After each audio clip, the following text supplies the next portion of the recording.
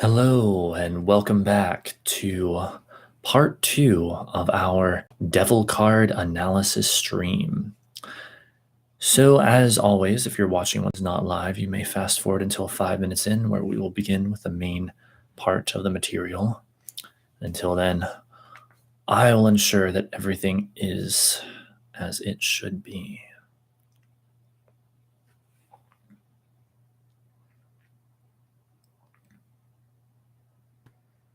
How do we sound? How do we sound? How do we sound? How do we sound? Good. Wait, there's one more thing I must do. There we go.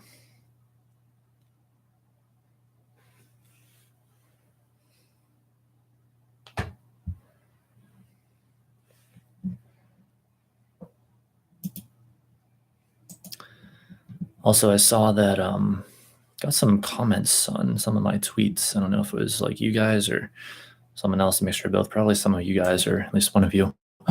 So what I'm going to do in our little opening segment here, after I finish with the usual things, is I'm going to read those and see what they are, because I haven't gotten to read them yet. Thought it'd be better if I did it when I'm live, then I can respond live.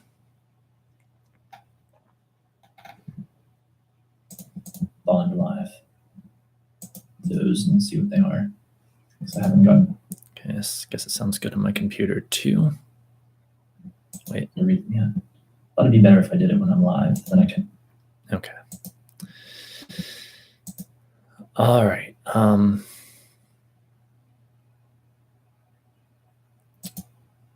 Guess I'll close that. Yeah, the previous stream did get demonetized, as I suspected. Wait a second, I forgot to do something.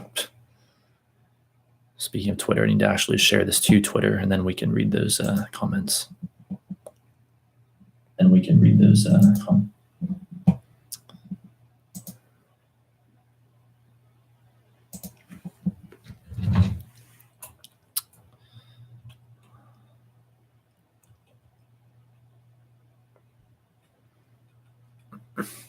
Come on, Twitter.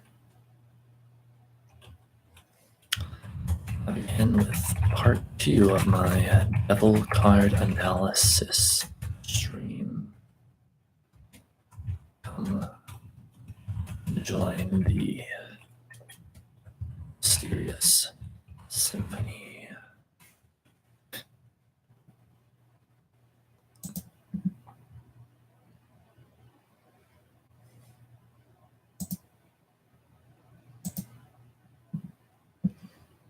Okay, we have 2 minutes until we officially begin, so let's check out those comments, shall we?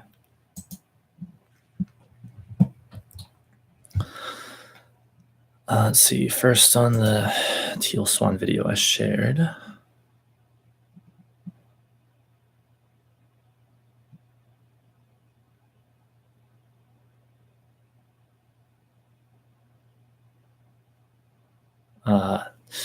Sorry about that. Sorry I didn't get to see this. Yes, indeed, I did go live, but he already knows that. Yeah, I don't know if I should read them out loud or not, so I guess I won't for now.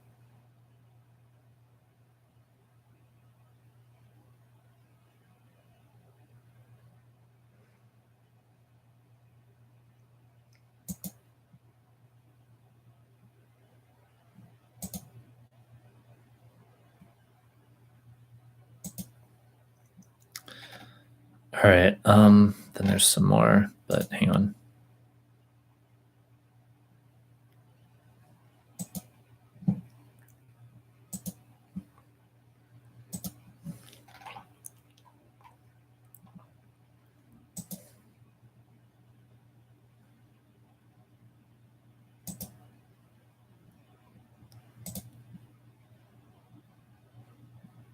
Where the hell's the other one? Okay. Well, I don't know if I should. Should I read them out loud or should I not? I don't know what to do, so I guess I won't. Unless the person who sent them comes in and comments in the chat, then I'll tell him I finally read his tweets. All right, so now we are exactly 5 minutes in. So let us officially begin. All right, so I am Poetic Heretic, and this is part 2, again, of our Devil Card Analysis stream. So we have the Rider-Waite version, the Crowley Thoth version, and it's this version that we're going to dig into right here, right now. I'm going to get into the symbolism of it through, as always, esotericmeanings.com, an excellent source of information when it comes to the symbolism of the Thoth versions of the cards, the Thoth deck. So let me open that here.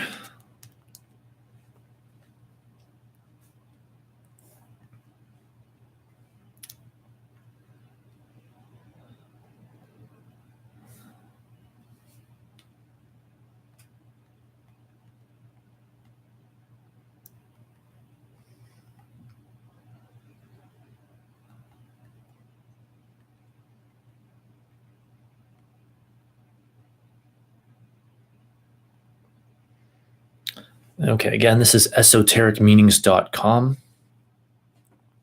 It's loading now. And apparently, this is also from, as I always say when I come here, a YouTube channel, Thoth Tarot Videos, so you might want to check them out. So that's this person's YouTube channel, apparently. Okay, so here we go. Thoth Devil Tarot card.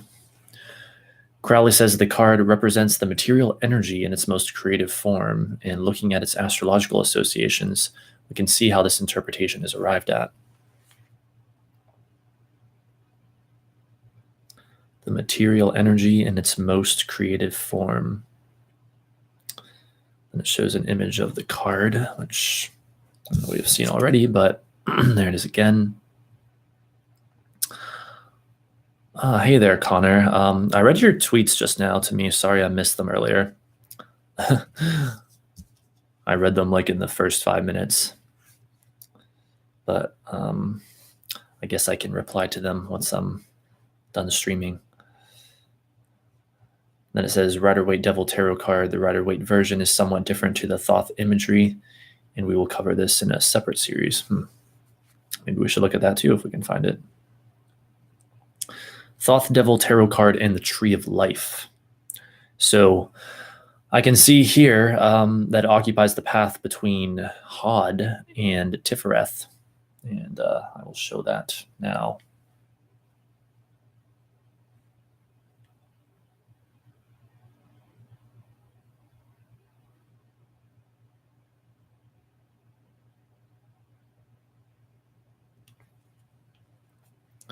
So that's interesting. It's between a Sephiroth ruled by Mercury and a Sephiroth ruled by the Sun. Mercury and the Sun. And it's on the pillar, as I mentioned earlier, of severity and understanding ruled by Saturn, which is the planet, as you guys probably know by now, that rules this card. So let's see what it says about that. The devil represents incarnation and the word made flesh, the clothing that spirit takes on in order to descend into the world of form. It is the 26th path from Tifereth to Hod. Tifereth is the solar center of the Tree of Life and represents Christ consciousness. It is the opposite to the death card, which we met earlier, which connects Tifereth to Netzach. In Hod, which is ruled by Mercury, we have the first Sephiroth, which has a definite sense of form compared to the relative formlessness of the previous Sephiroth. Hod is concerned with abstract ideas, and as soon as mental images are present, such as in visualization exercises, we have separation of the creation into parts. Wow. If that isn't fitting of this card, I don't know what is.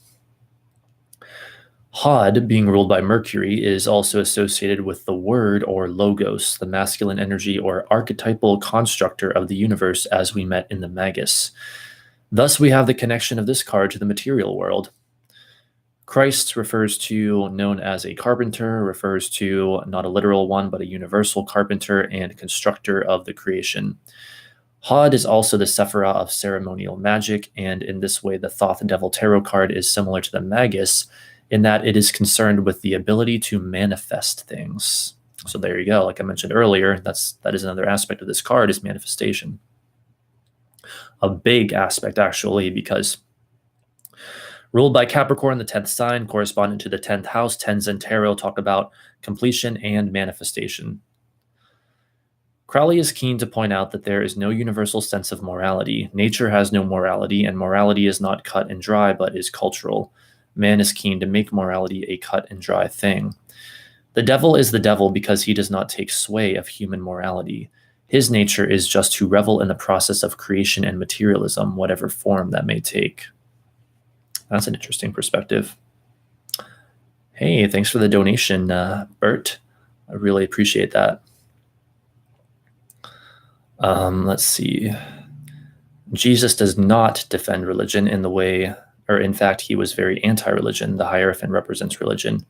Jesus was much more about internal awareness and development rather than following external rules and regulation. And this is detailed by the work of Bill Donahue on YouTube. Maybe we should check him out at some point.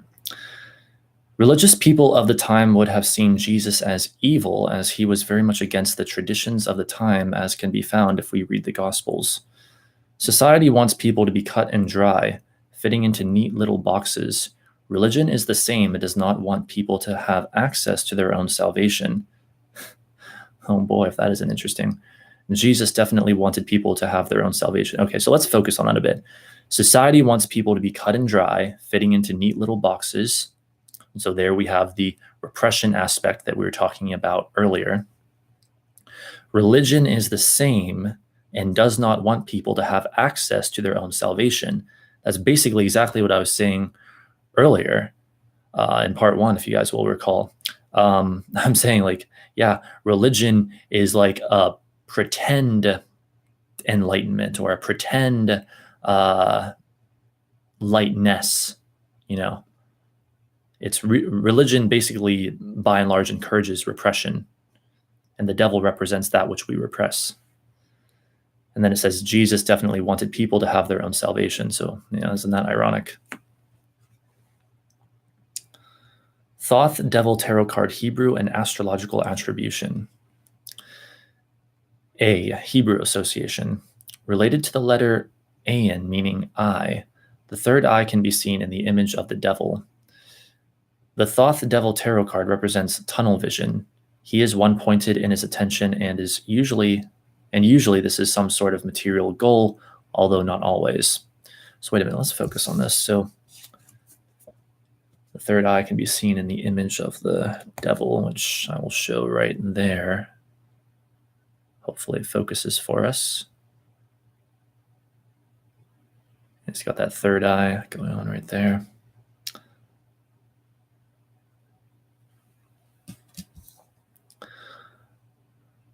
The Thoth Devil Tarot card represents tunnel vision. He is one-pointed in his attention, and usually this is some sort of material goal, although not always. It can relate to career, ambition, and the fighting for and defending oneself, and looking out for one's own best interests. So this is certainly not always a negative card to receive in a reading. It implies that we can accomplish much if we are focused in our life. The devil is not distracted by other things and possibilities. He is very much focused on his task in hand. Wonder if they meant to say task at hand. But yeah, this is interesting because I guess what we're seeing in the Thoth version of the card, and again, I'm still relatively new to the Thoth deck, is unlike the Rider-Waite, where the devil was portrayed as largely a negative entity. In the Thoth version, it's not so much that he's negative or evil, he's just a representative of the material realm. So that's interesting.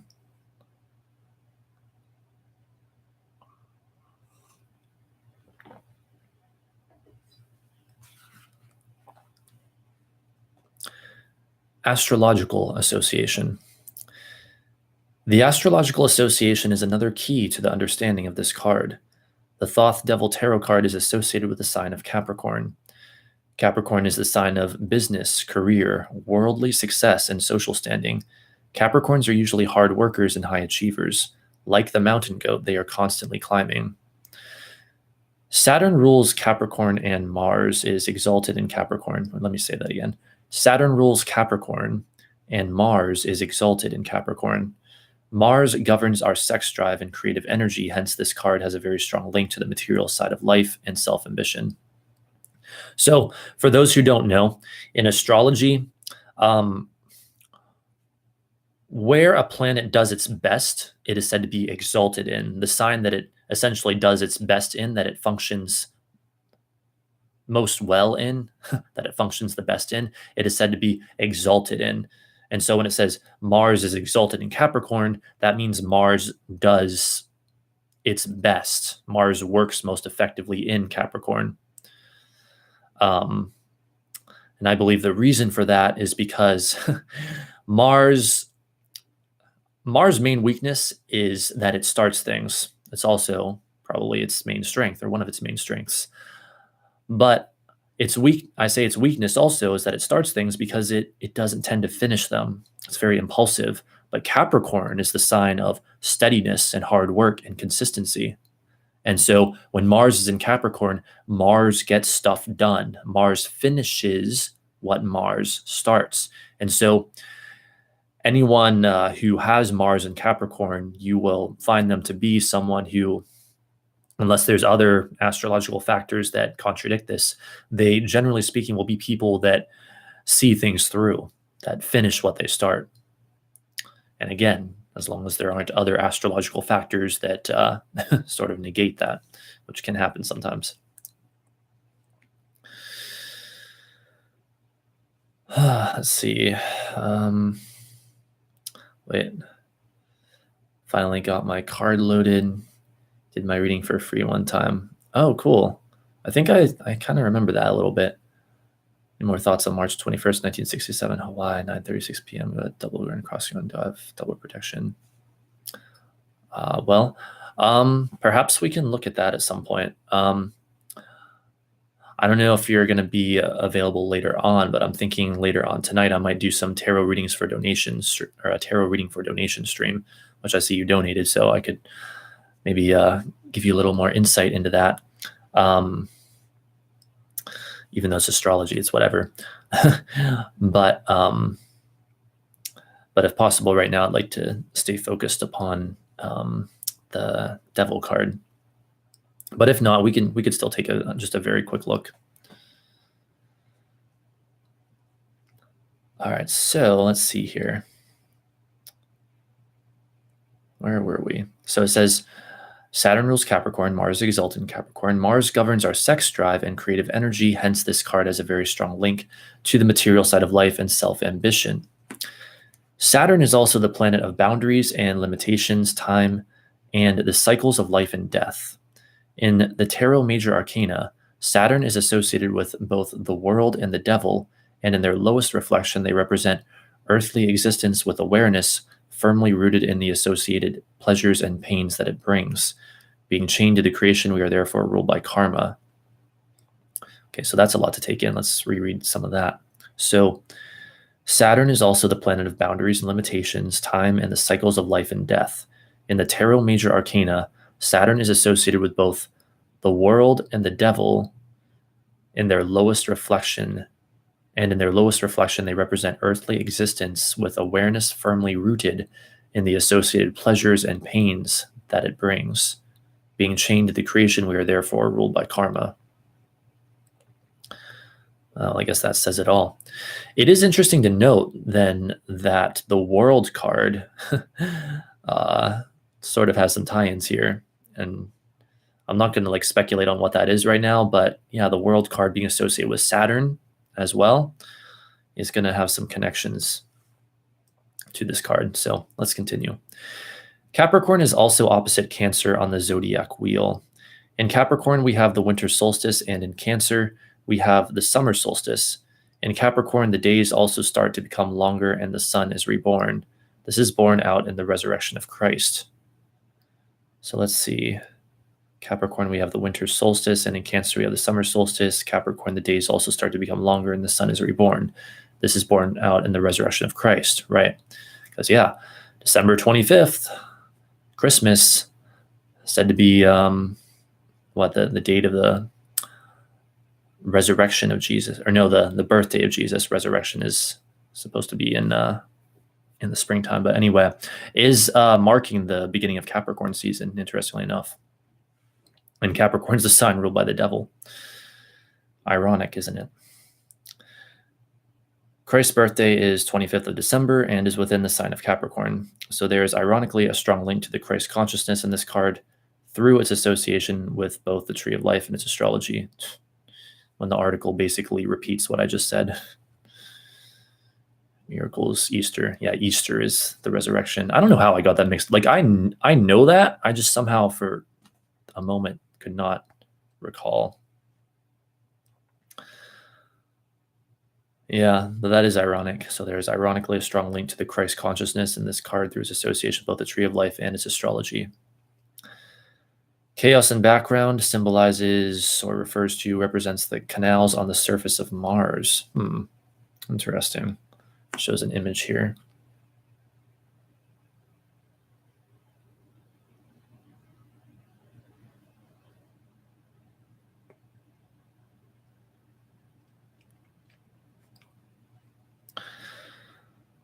Thoth Devil Tarot Card Symbology. Goat refers to Pangenitor, refers to life force.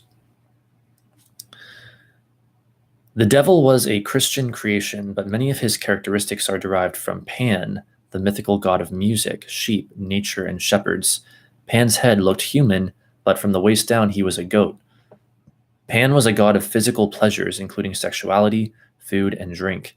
He was closely associated with Dionysus, the god of wine, and as a result, the devil card can be associated with alcohol or drug abuse. It is from this association that this card is associated with uncontrolled desire, erotic pleasures, hedonism. So there we have that connection. Crowley states that the card represents the complete appreciation of all existing things, with all things equally exalting him, finding ecstasy in everything. So he just rejoices in the material world without casting moral judgment. Interesting. So Crowley states that the card represents the complete appreciation of all existing things, with all things equally exalting him. With all things equally exalting him, finding ecstasy in everything.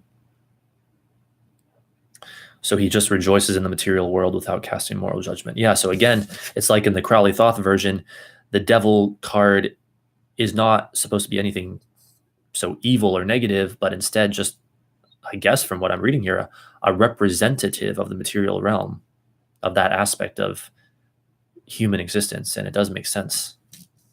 It does make sense. You'll have baked mac and cheese. Like I said earlier, that sounds delicious. So let's see here. The spiral horns refer to masculine energy and life force. The spirals representing the DNA helix or blueprint for life and spiral galaxies. All right, let me show that. And again, it says they represent the masculine energy and life force. The spirals representing the DNA helix or blueprint for life and spiral galaxies. Probably, I don't know if it's going to focus for us, but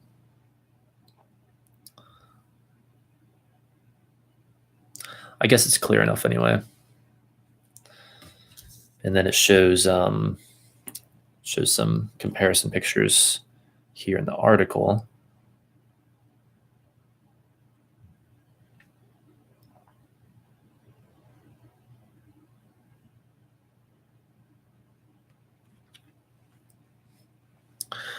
And then it says, when we tap into the creative power of the devil, we are tapping into the energy of life itself. See, this is another reason I love the Thoth deck, is that it's like it takes tarot a step further. Now, I'm like far from the world's foremost expert on tarot or anything like that, as I've said before, but from what I've seen so far, it seems like what Aleister Crowley did was take this very ancient system basically and update it, update it for the modern era. Wand of the Chief Adept refers to in front of Pan and used in the Adeptus Minor ritual of the Golden Dawn. It also appears in the Five of Wands and represents the evocation of spirit. The wand is phallic-like. Okay, so Wand of the Chief Adept. Okay, yeah, that thing in the center, essentially. The center of the card.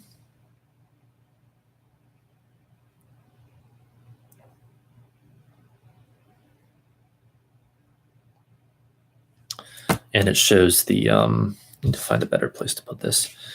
It shows the Five of Wands connection as well.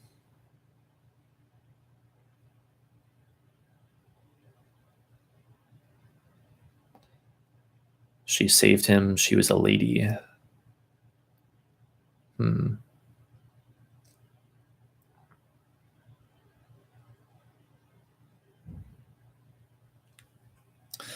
And if anyone's wondering, yes, we will one day go through, well, I plan on anyway, the entirety of the Minor Arcana. As long as nothing prevents me from doing so, we will eventually go through that. But actually, speaking of which, I'm going to let you guys in on a little secret. I guess it's not a secret, but whatever. I decided earlier today that once we get to the end of the Major Arcana, we analyze the World/Universe card. Since the first 10 cards that we went through, we didn't have the Thoth version, and we didn't exactly do these streams as well as, I didn't exactly do these streams as well as I would want to now, or that I do in fact do them now. We're going to go back through, I've decided, the first 10 cards. So starting with the Fool, so the Fool through the Hermit. We're just going to do them again because I want to be thorough and I want to give them their due diligence before we move on into the Minor Arcana. So look for that at the end of March. That's my plan right now anyway, unless I change my mind, but I doubt that I will. So yeah, I didn't even have the Thoth deck, like I said, until we got to the Wheel of Fortune card. So, we need to look at the Fool card in that deck, the Magus, etc. And there's also other resources we have found since then that have really contributed to these streams a lot, to the knowledge that we're able to concentrate into one place. So I want to complete that before we move on to the Minor Arcana. Ordered a Thoth deck. Excellent, Connor. Excellent. Now, did you get the large version? Like I have the really big cards that are maybe a little too big, or did you get like regular size cards? Or what did you get, if you don't mind my asking? All right, what else do we have? Okay. The two serpents symbolize sperm, and they wear the crowns of Upper and Lower Egypt, and therefore represent the unification and harmonization of opposites. And where did we hear that just recently? Last week with the Temperance/Art card, talking about alchemy.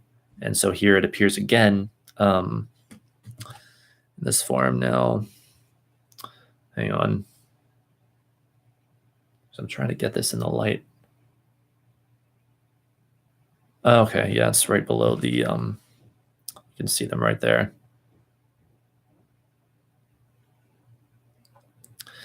And again, it says they symbolize sperm, and they wear the crowns of Upper and Lower Egypt, and therefore represent the unification and harmonization of opposites. Caduceus also appears in the Fool of Magus tarot cards, representing the creative impulse, which is that?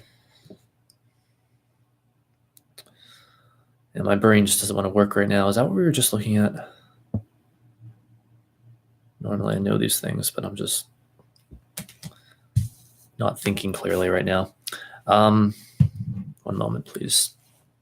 That's going to drive me crazy now if I don't look it up.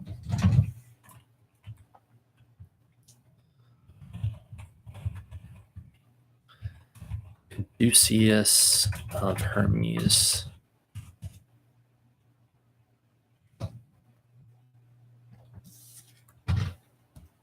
Oh yeah, the reason I didn't recognize it is because it doesn't have the serpents aren't coiling, but yes. That is, yeah, right there. I pointed to it without even intending to. That is in fact a Caduceus of Hermes.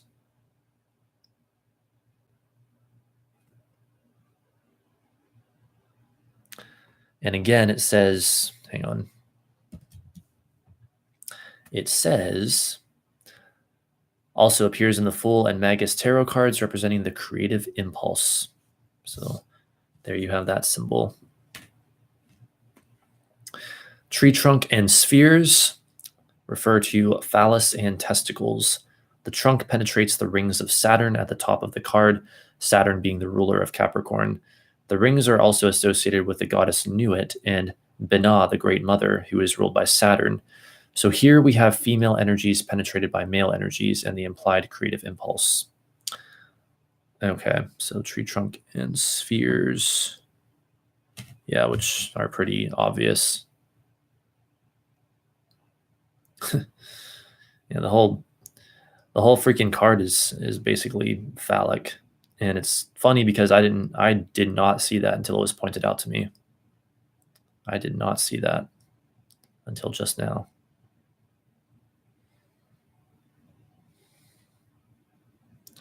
So it's interesting then. I guess this is implying that Saturn, the rings of Saturn, are symbolizing feminine energy. Whereas, well, but that's also a thing in astrology. Like we tend to think these days of Saturn as a very masculine planet, but Saturn is also like the wise old woman and stuff like that. You know, from what I've looked into over the years, Saturn also has like a feminine side. And honestly, I'm not sure if Saturn is really either masculine or feminine. I don't know. I'd have to look more into that. Figures inside the spheres refer to or symbolize souls inspiring to carnate. So just saw those, but there they are again. Souls inspiring to carnate.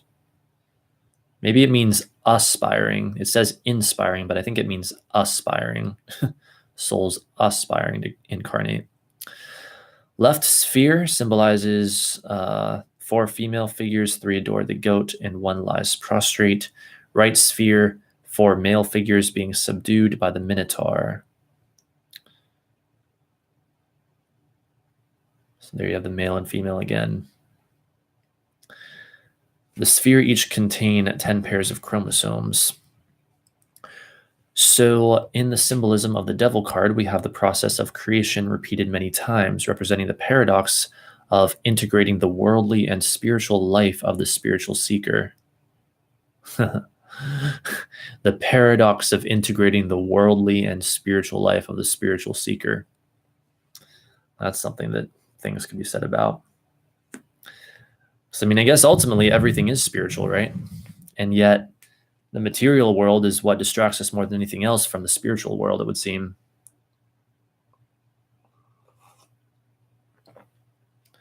Though I guess many argue that also the mental world distracts us greatly from the spiritual world. Art to devil transition. All right, it shows the 2 cards right there. And again, remember, each card of the major arcana is both the complement and the opposite to the card subsequent to it and preceding it.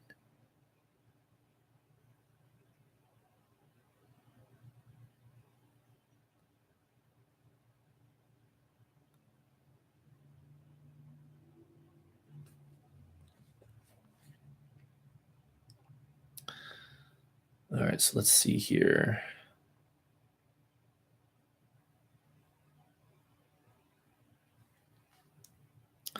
Why not? Why not? What exactly? Sorry, that happens to me frequently. I like forget what I was just saying, and then I don't know what people are asking about. I'm sorry. I apologize. All right. R to devil transition. A, summary of the transition. This transition is that of initial re-engagement between the initiate on the path and their internal mental world of thought and identity. There is again a new awareness of separation from the thoughts and identity that have captivated the person up until this point, an opportunity to start again. The transition between these two cards is a move from the first revelation in the Fool to some recognition in the Devil of what they need to resolve, the tasks ahead, and what may be required of them to proceed with the journey. I know that was a lot, so we're going to read it again. This transition is that of initial re-engagement between the initiate on the path and their internal mental world of thought and identity.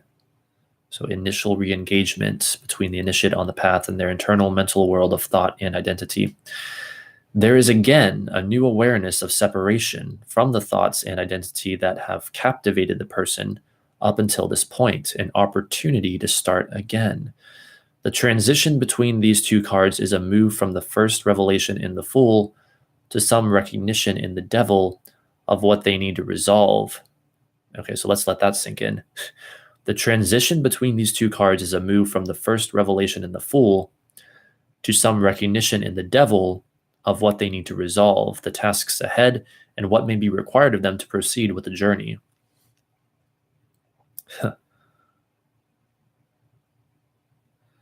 So what it seems to be saying, if I'm understanding this correctly, is first in the Fool,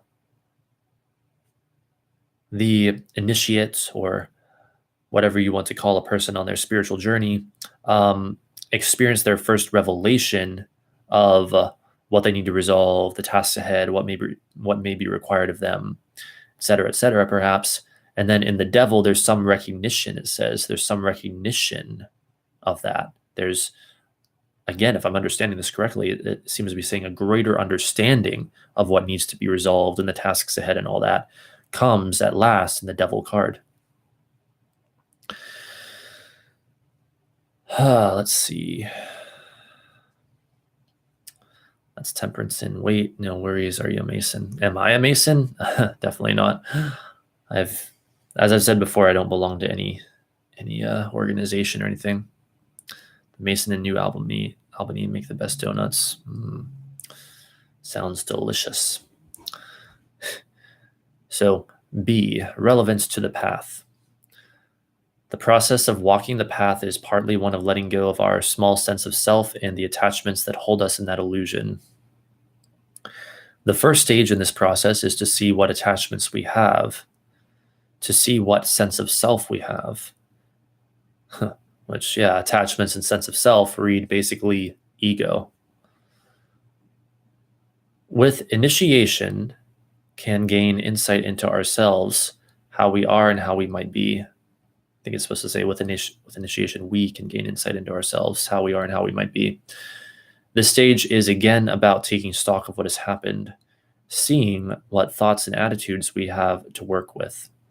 It can be like trying to find a way out of a jungle while being stuck inside it with no vantage point. Initiation and meditation can lift us out of the jungle onto a mountaintop, like the goat, to see how and where we are in our mental jungle, as well as where we want to go and how to get there. So being able to see where we are, essentially, which I think I know what they're saying there more or less. No, compared to this, I'll give this as an example, what it makes me think of at least. So if you were to take my perspective and feeling on life before I started studying tarot and astrology to after I started studying tarot and astrology, especially astrology, I guess, with its relationship to time, and you can analyze, any point in time. It's like going from being without a map to having a map. Like being lost in a location you know nothing about or very little about other than what's in front of you, and then getting a map of that same location, except this time it's a map of time, essentially. So I wonder if that's what they're getting at more or less in this. And again, this is all in the context of art to devil transition, or temperance in the Rider Waite to devil transition, and relevance to the path under that heading. All right, let's see. C, difficulties in attempting this transition. The transition is once again about engagement. Does one engage with the path or remain at the starting point on a thinking level? It can feel like being stuck in a deep, dark jungle. Thoughts may get in the way of seeing light and sound. We may only see the blackness of thought. Doubts may arise as to whether the path is for you or not. Wow, so let's see. Transition is once again about engagement. Does one engage with the path or remain at the starting point on a thinking level? It can feel like being stuck in a deep, dark jungle. Thoughts may get in the way of seeing light and sound. We may only see the blackness of thought. Doubts may arise as to whether the path is for you or not. And that's the path with capital T, capital P. Reminds me of how it seems like with most humans, yeah, it's like people are either living inauthentically or authentically. I guess there can be those who have a mixture as well. But I don't know.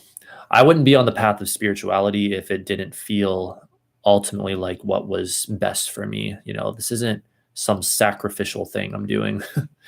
I feel like that's how we often look at spirituality, like it has to be this big sacrifice or something. But I don't know. Maybe I'm different, but I honestly just don't see it that way. The mind will try to grasp and understand meditation, but since the light and sound come from beyond the mind, this will not be possible. In particular, it may react to anything seen in meditation, creating lots of thoughts that will immediately black out what has been seen.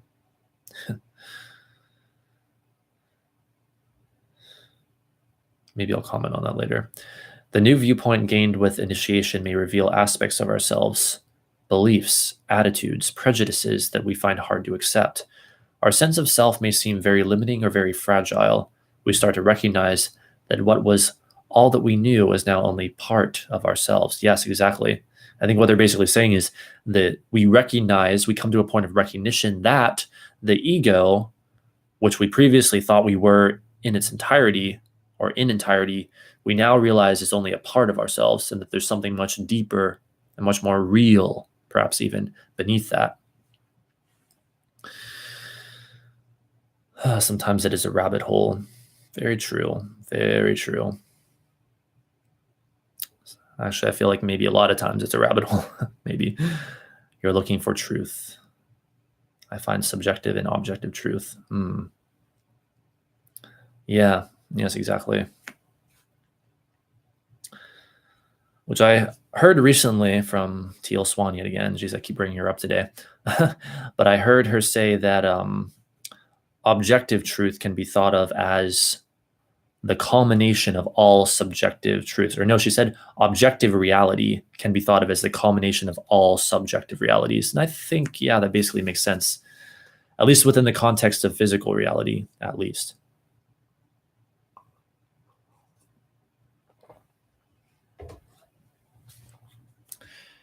All right, so yeah, what I was going to say earlier when it was talking about the mind distracting one from meditation and stuff like that is just, well, that's, something I've encountered many times before, and other people have as well, where it's like, I guess this is kind of basic, but I guess not everyone understands this yet either, but we are not our thoughts. We are not our thoughts. We are ultimately the awareness having those thoughts. And we are ultimately the awareness having our experiences. So something to consider there. We're all kind of actors in a way. This is true. Here's looking at you, kid, LOL.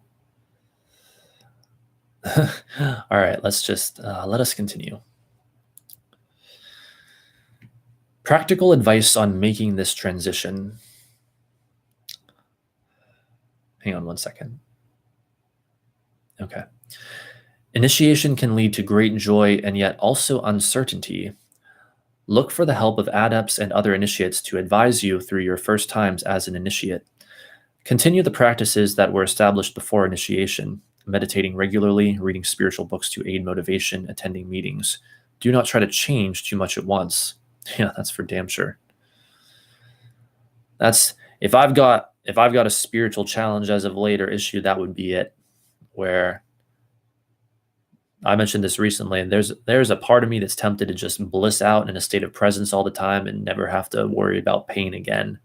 But there's also way too much resistance in me to doing that. So yeah, do not try to change too much at once is very good advice. Remain open in meditation, even though you may not always see light or hear sound. They are always there, so it is the mind that is putting up blocks to connecting with them. The blocks are thoughts. These may be expectations that are too high, or worries about being able to see light or hear sound, or too much need to see light or hear sound, or a desire to quote unquote do something when meditating. It may be useful to think of meditation as the light and sound meditating on you rather than the other way around. This may make it easier to sit and be in meditation rather than trying to do something. Apply yourself to meditation and be detached from expectations. Allow the process to happen. Yeah, I can tell you indeed from experience, if you try too hard with spirituality, you're basically going to mess yourself up. Like it's just not going to work well in that way. You have to let it happen, essentially. It has to be a relaxed focus. The mind may try to grasp and control meditation, but since the light and sound come from beyond the mind, this will not be possible. The mind will never succeed, but it may never stop trying. Remember that the mind cannot understand light and sound and develop insight into meditating by practicing and doing meditation rather than thinking or worrying about it. Yeah, one time, keep relating things to my personal life, but one time I was talking to someone about meditation and he said that he was like afraid to do it because he was worried that he couldn't like concentrate or something. And I don't know, I don't know if there are other people that have similar concerns or not, but let me make this very clear.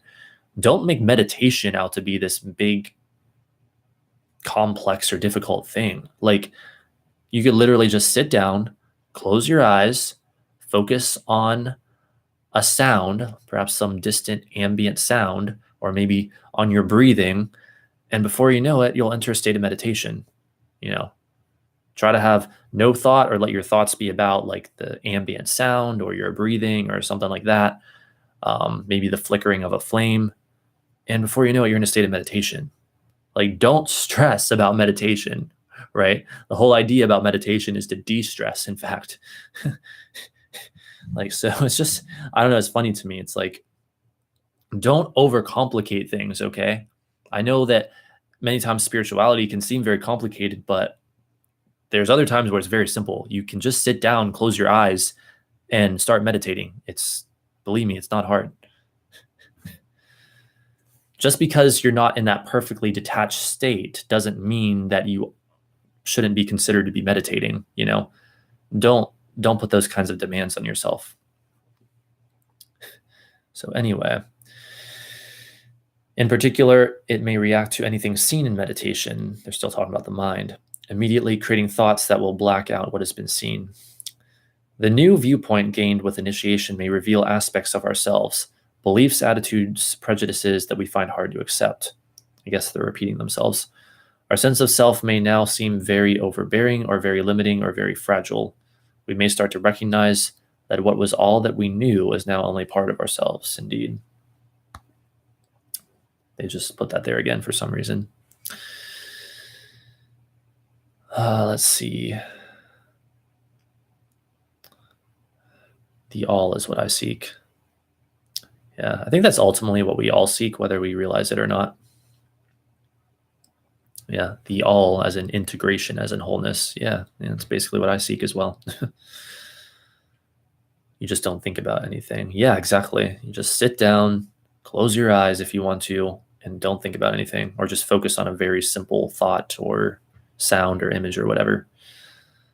It's funny, I love laughing. Me too. Keep it simple, stupid. Yes. Keep it stupidly simple, you could even say. That kind of gets the idea across. Thoth Devil Tarot card divinatory meanings.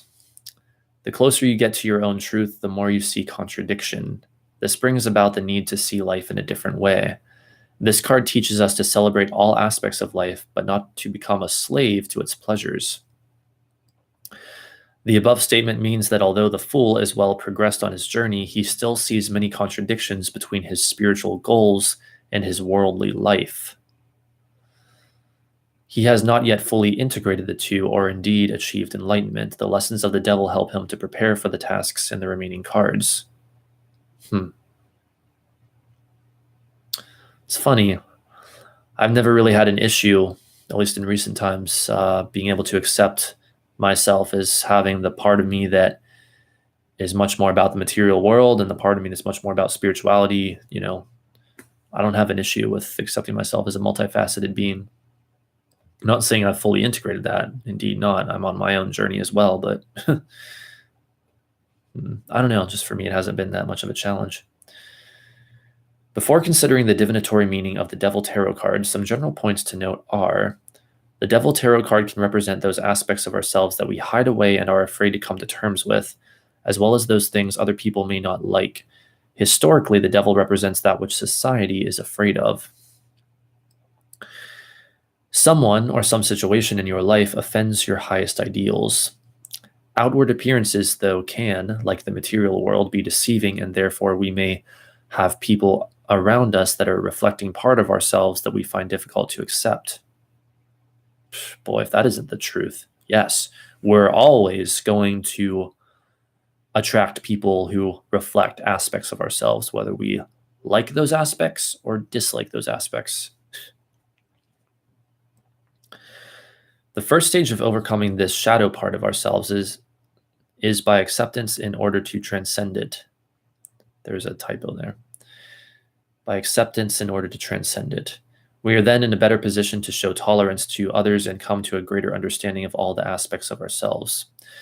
The inherent contradiction in our nature this card throws up can be seen in the image below. Okay, and then it shows this image.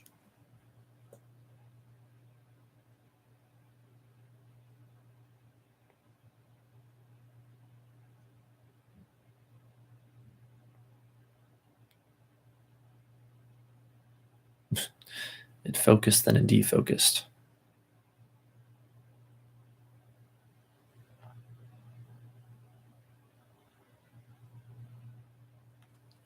Okay. The 26th path on the tree of life has been described above. It has the contradiction between our material needs and existence and our spiritual calling. The devil sits on one shoulder and the angel the other. We have Hod, 8th Sephiroth, representing the first manifestations of the material world, at one end of the path, and Tifereth, 6th Sephiroth, representing Christ consciousness, at the other. So this card represents a further integration that was seen in the art card. And so there's the complementary aspect again. Art or temperance was all about reconciliation of opposite polarities, alchemy, essentially. And now it's continued, but I guess in a different way, perhaps, in the devil card. At the very least in the Thoth version. The Rider Waits, I'm not sure if it is or not, but well, maybe we'll figure that out later as we continue to study this stuff. Integration process of the Thoth Devil Tarot card refers to the spiritualization of the material within us and the grounding of the spiritual for its highest expression in the world. This process opens up the all-seeing eye. So again, it says the spiritualization of the material within us and the grounding of the spiritual for its highest expression in the world. So you see the inversion there, the spiritualization of the material and the grounding, so material again, the grounding of the spiritual, so that there's an inversion taking place for it. And then it says grounding of the spiritual for its highest expression in the world. This process opens up the all-seeing eye, which we see, of course, third eye on the goat. If it'll freaking show us here, focus for us.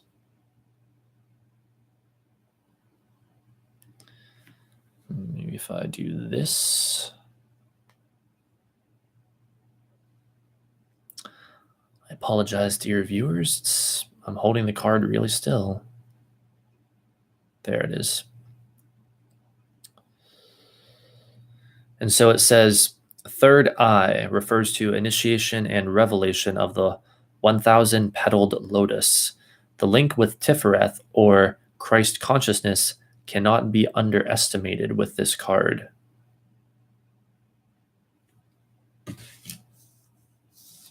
Guess I'll keep this over here.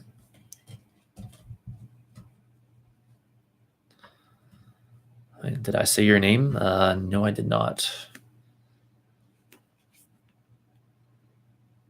There's something about, wait, what did I just read that would sound, I don't know, anyway.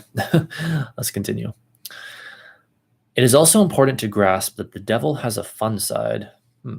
He loves life, makes music and dances. As long as we are not attached to the material, we can enjoy its paradox more. Yeah, it's just like what I was saying earlier. There's nothing wrong with engaging in material pleasures as long as you are not only identifying with that aspect of yourself and life, as long as you're not repressing other aspects of life, which unfortunately is what many people do. You know, again, they become all about, like in a relationship, they'll become all about the sex and not about all the other stuff that a relationship is about. Or someone will become all about money, but not, say, doing work that brings them true happiness to make the money, you know. So that's something to be cautioned against. But as long as you are an integrated being, or being as integrated as you can be, including all aspects of yourself, then yes, there's absolutely nothing wrong with enjoying the physical pleasures of life. You know, there's nothing wrong with that at all. In fact, it's encouraged, because they too are an equal and valid portion of human life experience. So on to the divinatory meanings, or more on that, I guess. Thoth devil upright. 1. You feel restricted or imprisoned by life or a situation that appears out of your control, but you have far more influence over the situation than you think. 2. We need to look at our addictions and attachments that are stopping us from enjoying our life to the full. 3. The need to accept we do have an ambitious side and we can use it in a positive way. The lesson being our attachment to it and being able to see it for what it is. We have a strong desire to win, compete, and improve. 4. Over-investing in the material side of your life to the neglect of other matters. 5. A recognition of finding the balance between the material and the spiritual in your life. 6. Being sexually attracted to someone in your life or the desire for a relationship. Thoth devil reversed.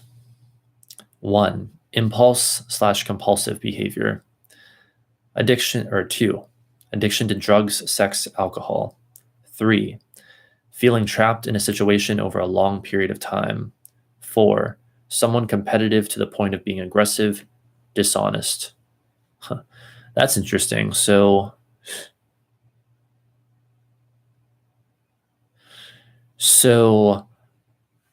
this site, at least when it comes to the Thoth devil card reversed, is giving meanings that I and many others typically ascribe to the devil card upright, the devil card in general, at least. But that's interesting. I wonder if the author of this would say that that applies only to the Thoth devil reversed, or perhaps also the devil reversed in general in other decks, or maybe a mixture of both. I don't know. All right. Next is Thoth devil tarot card in the Celtic cross spread. I, however, need some lip balm. So we're going to go over what it means, or what it can mean at least, when it falls in the various positions of the Celtic cross spread. And the version of the Celtic cross that they use here is shown like this. So I guess I should announce this when we do this kind of analysis regularly, that for those who don't know, there are many different versions of the Celtic cross spread. And the version that I use personally, in fact, differs from this one somewhat significantly. But I just, I guess the best advice there is find the one that works for you and do that. And maybe experiment with different kinds of readings as well, different kinds of Celtic cross spreads. Burt's Bees, I love that brand. I know, right? I was using, sorry to sort of bash Blistex, but I was using one kind of Blistex before, and I got so sick of it. I could not stand it. My lips just did not like it. And I'm like, you know what? Fuck this. I'm getting Burt's Bees. I just have a feeling I'm going to really like that kind. And I got it, and I did, and I do. But as for Blistex, though, to be fair, it was only the particular kind I was using in a light blue bottle.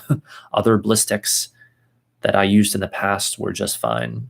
So Blistex, if they need to fix anything, it's the kind in the light blue bottle. So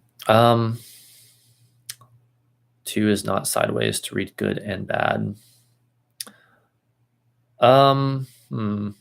Yeah, I don't know. I don't know why they have it like that.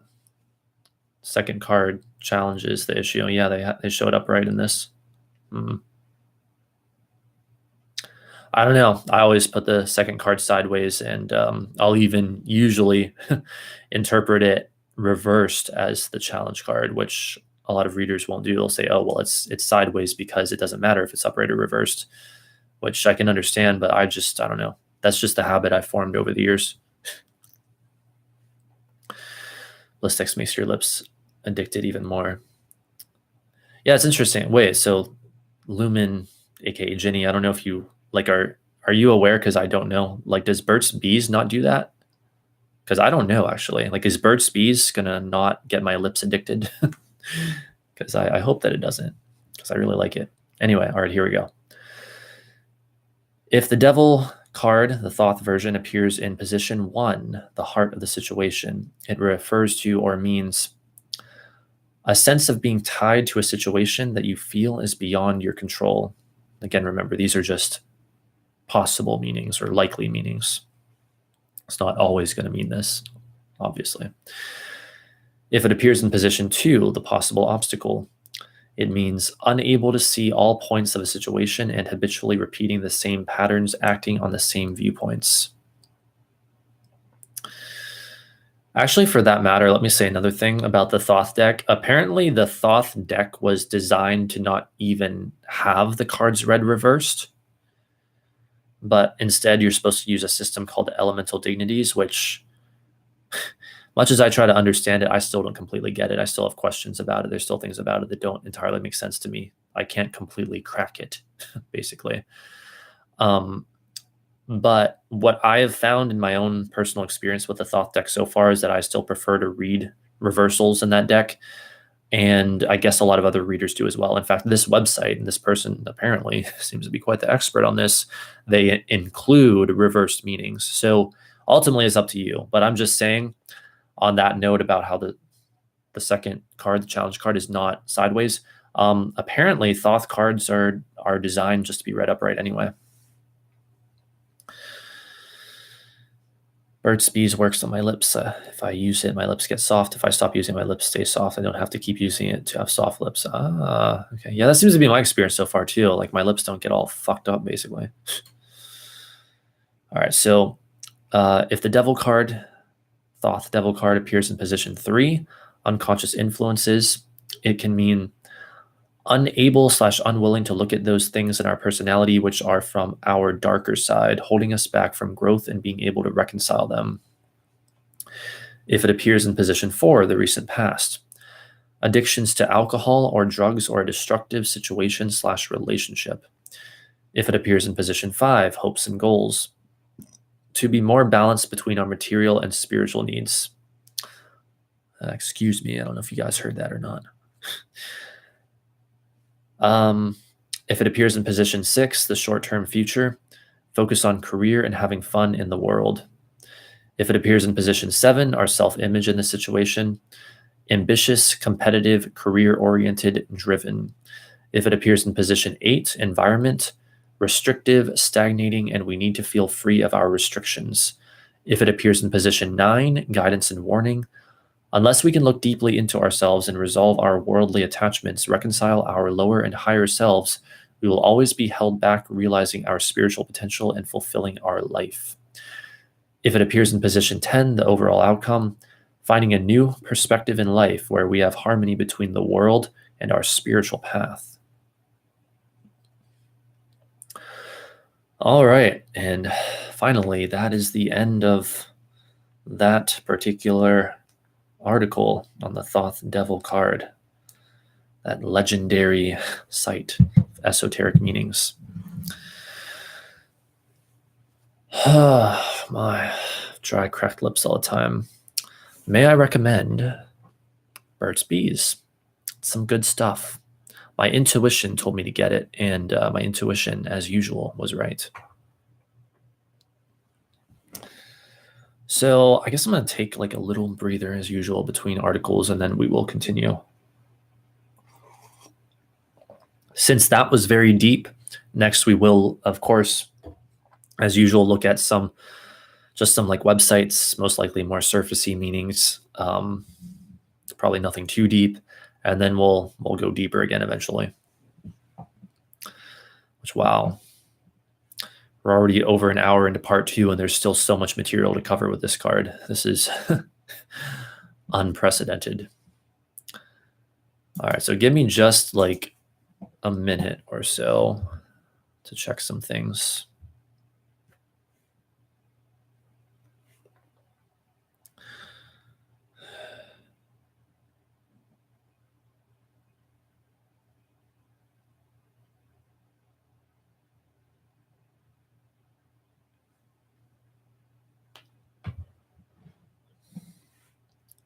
By the way, I forget if I mentioned this, but as I suspected, the stream from earlier, part 1 of the Devil card, did get demonetized before too long. Again, not that I care. I don't make very much money from the ad revenue on these streams anyway. I just thought, yeah, go figure. That's about what I expected because of all the controversial topics that we got into and make it into in this stream as well. Let's see.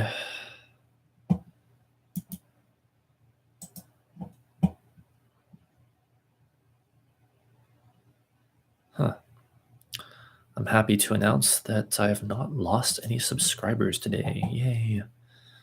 I think people are pretty much used to by now the transition of my channel, but that remains to be seen how complete that is. So let's see what we can find next on the Devil card, just in general. Just going to read a website or two.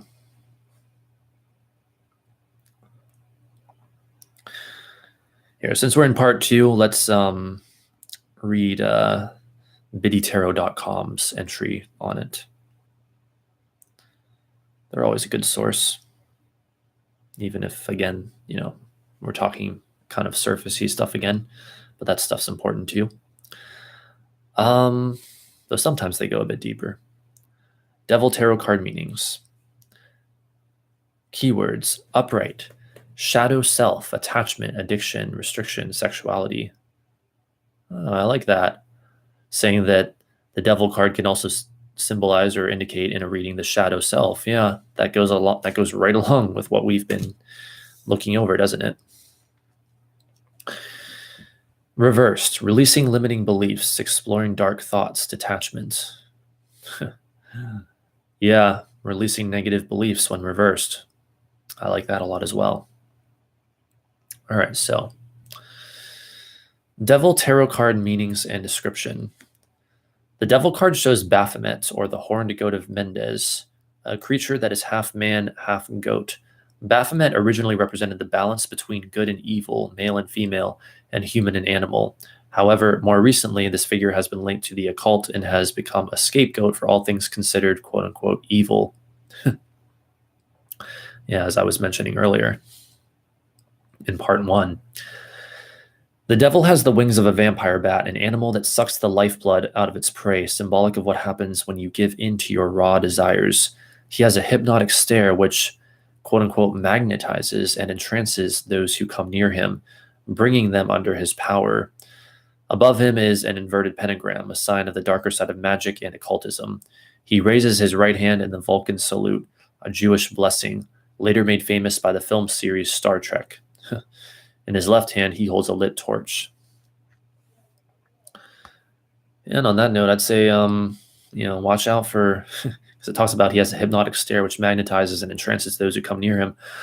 Watch out for those who are very, what's the word, charismatic with their speech and presentation, because sometimes people who are like that because they're extremely good manipulators and extremely good,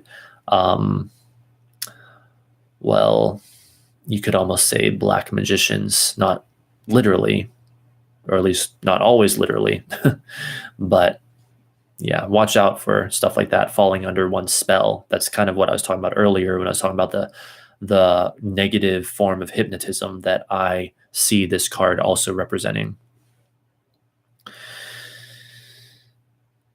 At the foot of the devil stand a man and a woman, both naked and chained to the podium on which the devil sits. They appear to be held here against their will, but look closer and you will notice that the chains around their necks are loose and could be easily removed. Each has small horns on their head, like the devil's, a sign that they are becoming increasingly like him the longer they stay here. Both have tails, a further symbol of their animalistic tendencies and raw instincts, and the grapes and the fire on their respective tails signify pleasure and lust. Interesting. Yeah, another message here could just be careful what company you keep. The people you spend a lot of time with have far more influence over you and on you than you are likely aware of.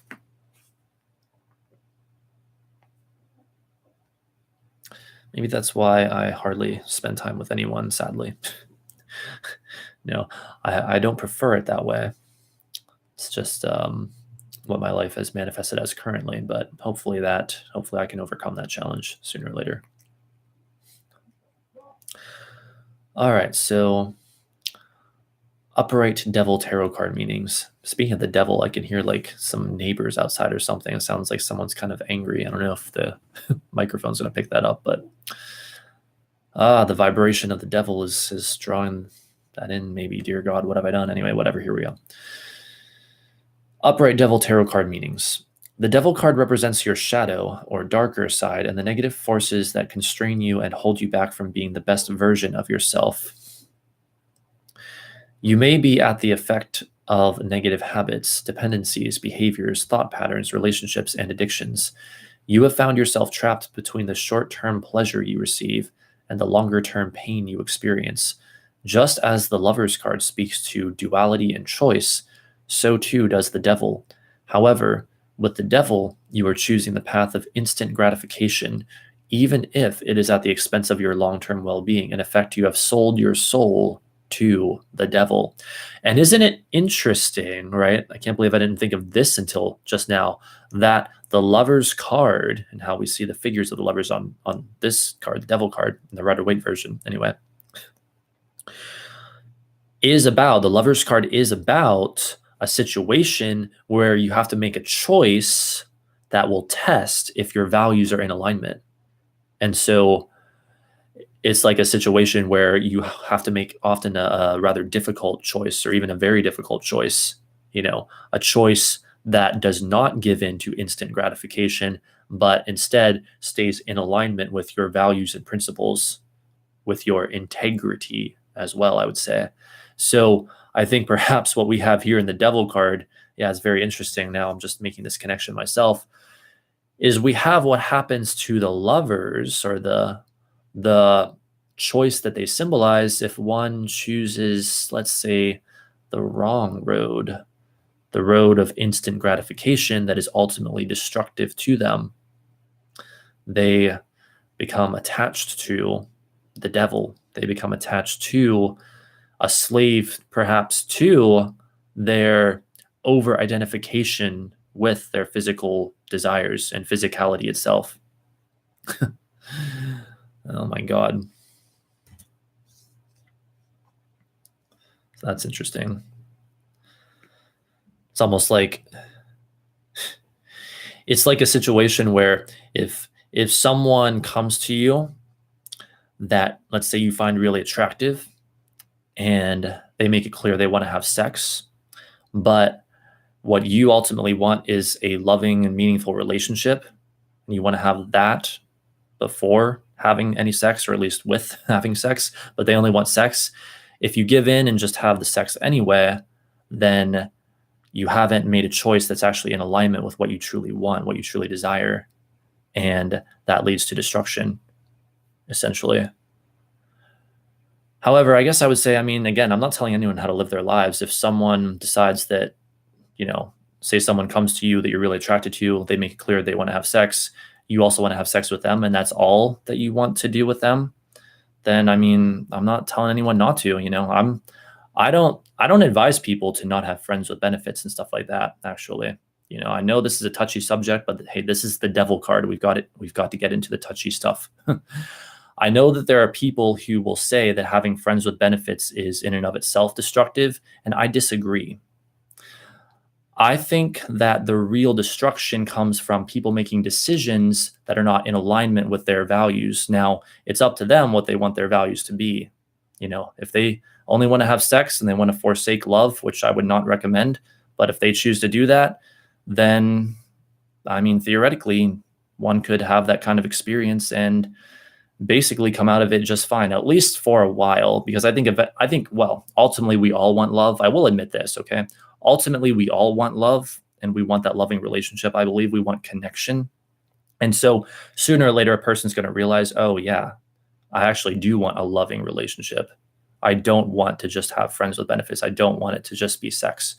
I want something real, right? And so I will admit that, but I think that I know there are people who are going to strongly disagree with me on this, but I think that this whole idea that, oh, friends with benefits is so like an evil thing is an overreaction to this tendency of this eventual realization that that's just not what anyone really ultimately truly wants. So I hope that made sense. Let's see. I'm going to read the chat.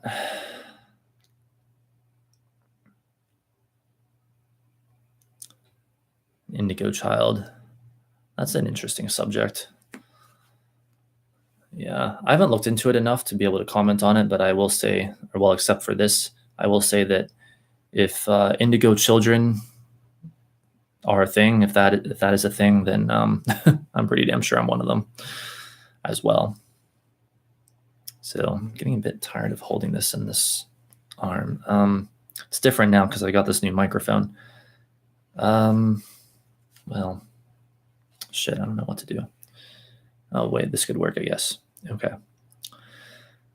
The devil card often appears when you have been tricked into thinking you have no control over your shadow self or these negative forces, and that you can never break free from their hold.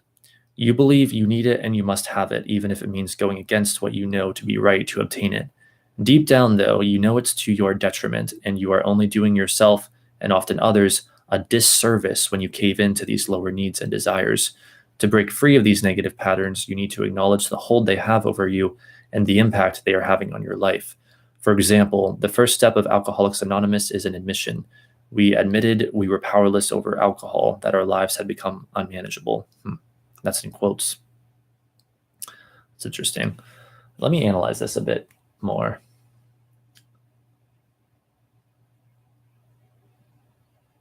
You've been tricked into thinking you have no control over your shadow self or these negative forces.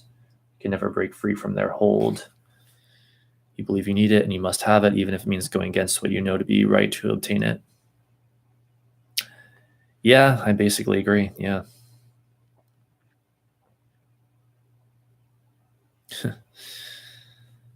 Sometimes I'm astounded by how much wisdom the tarot really does teach.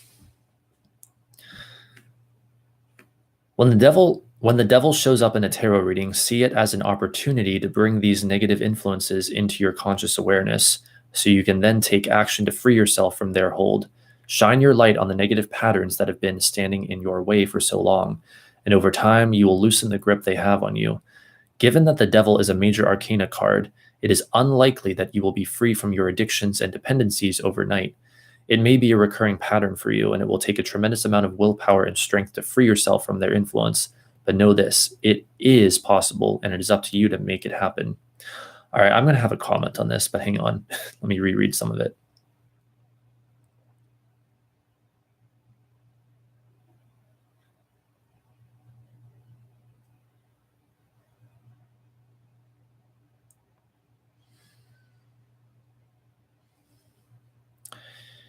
All right, well, there's something misleading here because what I would really say, if someone has an addiction, or what was the other word this thing used? Or dependency, an unwanted dependency or addiction. Really, my strongest theory about this at this point is that what you need to do is figure out the unmet need and or trauma or whatever that is behind that addiction or dependency. And once you heal that wound, heal that trauma, you will likely find that that addiction or dependency goes way down, if not disappears altogether. That's my strongest theory about it at this point. This whole idea of using strength and willpower is really, I would argue, largely counterproductive because you're not actually getting to the heart of the issue there. The addiction is a symptom of a deeper problem, and the dependency is a symptom also of a deeper problem, I would say. So there you go. On the positive side, the devil can also show a powerful attachment between two people, such as a mom and her newborn, or a new romance still in its quote unquote honeymoon phase. Be careful though, because with the devil card, this healthy attachment can turn into an unhealthy, codependent relationship if you lose connection with your inner guidance or don't protect your personal boundaries. Yes, absolutely. When you when you are in a relationship where you're both sort of dependent on one another's dysfunction, that's not healthy. Like, I don't know. I need to look into this more before I can fully comment on it. But there's a difference between codependency and interdependency, essentially. So the idea in an ideal relationship is not for both people to be independent and not have one bit of dependence or emotional reliance on the other. But the idea also is not, and I wish I had better words for this. Again, I need to look into it more to explain it properly. But the idea also is not to, I guess, become over dependent on the other person, to feel like, oh, if you don't get your needs met through that person, then it's the end of the world and you can't function, essentially.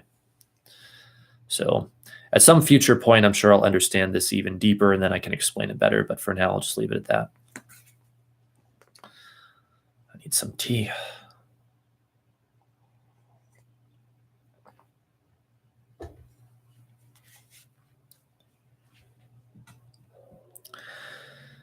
The devil can also represent sexuality and your wild side. You may be exploring bondage, fetishes, and your deepest, darkest fantasies.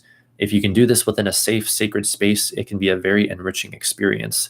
However, it has the potential to turn into something that may be unsafe or detrimental to your well-being in the long term. So again, set clear boundaries, choose your partners wisely, and have your safe words ready to go. Absolutely. Interesting. And again, talks about that idea of there's nothing wrong with engaging in physical pleasure as long as you're not doing it to the detriment of other aspects of your personality or life. All right, reverse devil tarot card meanings. The reverse devil card can often appear when you are on the verge of a breakthrough or an up leveling. You are being called to your highest potential, but first you must let go of any unhealthy attachments or limiting beliefs that may hold you back. Often, when you are called to something more, you must deal with your shadows before you can step into this new version of yourself. It may be an addiction, unhealthy relationships, or a disengaging career. Let go of fear and release any self imposed limiting beliefs standing in the way of your growth. It is easier than you realize. So that's interesting. It says it can often appear when you are on the verge of a breakthrough or an up leveling, and being called to your highest potential. Yeah, and that makes perfect sense because the reversal is like saying, oh, no longer within the limitations of Saturn, but being about to break through those Saturnian limitations. The reverse devil calls on you to confront your inner fears and anxieties to free yourself from the chains that bind you to your limiting beliefs and unhealthy attachments. Eliminate those things you know are harmful to you and your inner psyche. It may be about creating a healthier diet, watching less television, quitting smoking, spending more time with your loved ones, or focusing more on your goals. Take this opportunity to bring about positive change in your life by staying focused on the ultimate goal of freedom.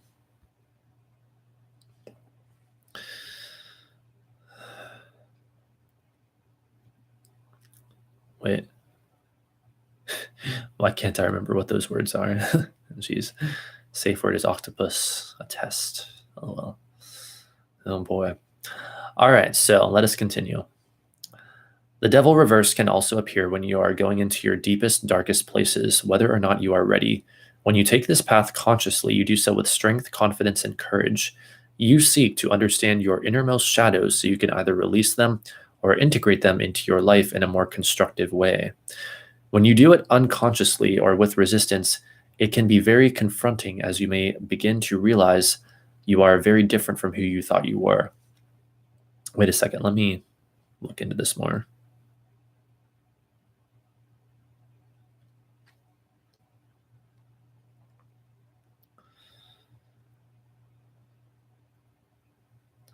Talks about doing it unconsciously. See, the devil reverse can also appear when you are going into your deepest, darkest places, whether or not you are ready. When you do it consciously, you do it with strength, confidence, courage, etc.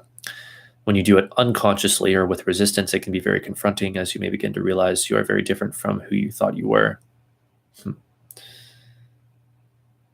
Okay, yeah, I basically agree with that.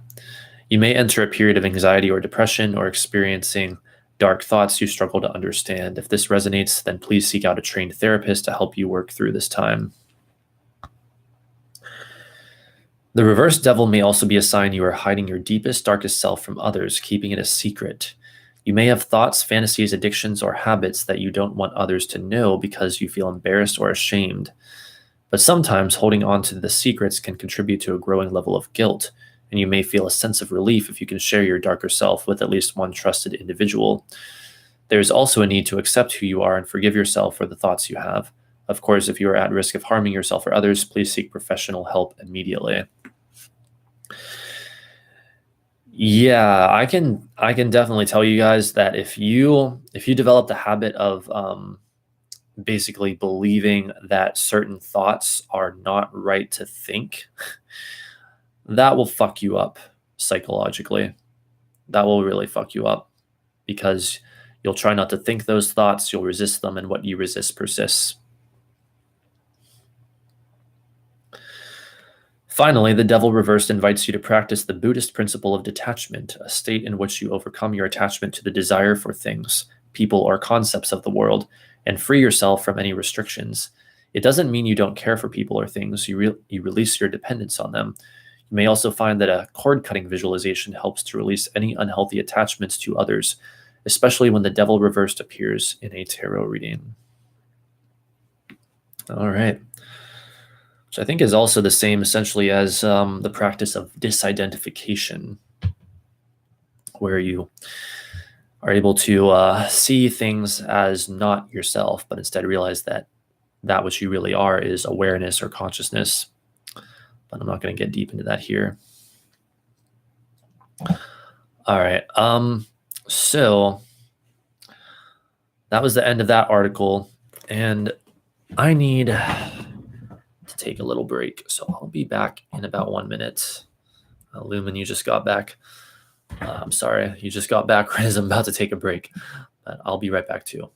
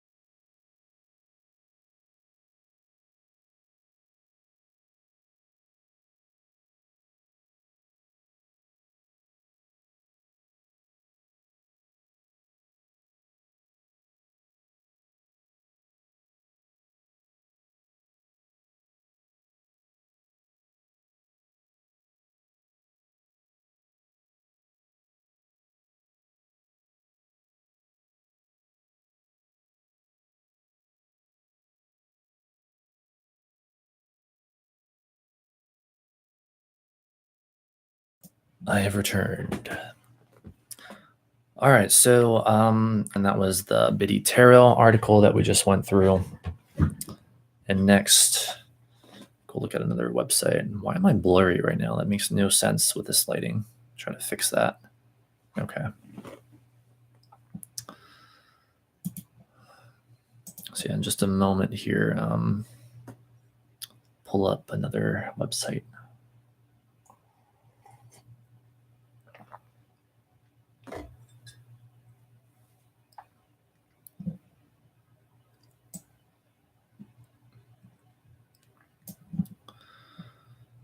I guess I'm not gonna spend too much time on additional websites. Oh, I finally lost a subscriber.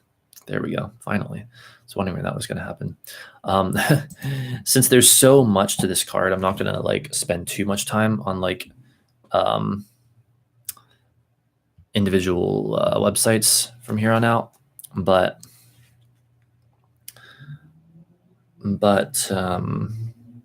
we will still look at least a couple more. Here, let's look at the Wikipedia entry on it. That should be interesting.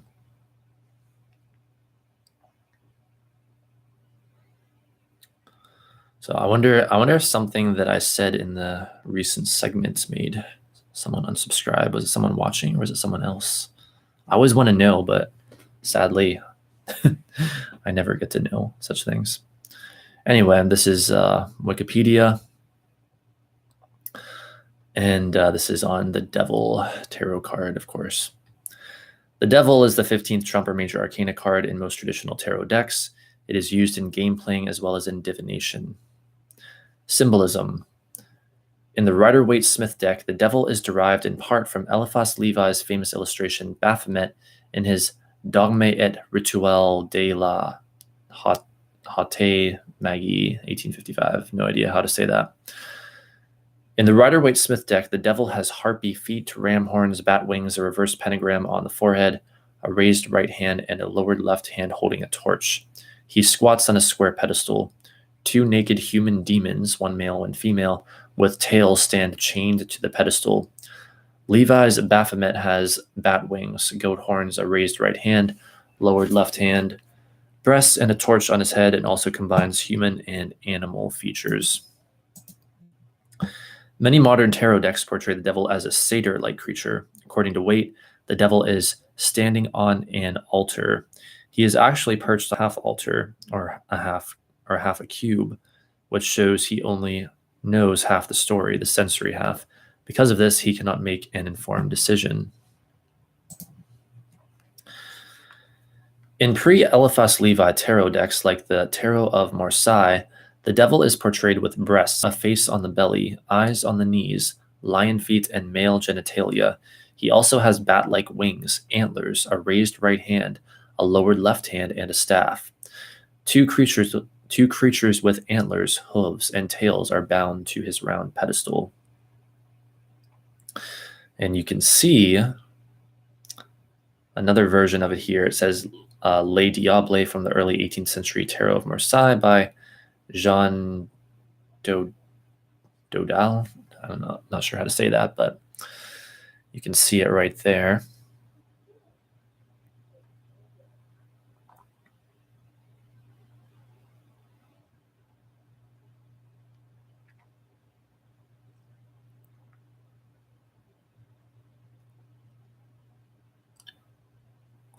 You passed the test, Lumen. So does that mean you're about to experience a breakthrough? So that's always exciting. Hang on. Okay, yeah, here we are. The card represents being seduced by the material world and physical pleasures, lust for and an obsession with money and power. Also, living in fear, domination, and bondage, being caged by an overabundance of luxury. Discretion should be used in personal and business matters. All right. Let's see. It shows another thing here. It shows something. It's a card or what it is, but it says, the devil of the tarot is similar to other European depictions of Satan. Here, the devil appears before Pope Sylvester II in a British manuscript. Okay, I see. That's what that is. And you can see it right there.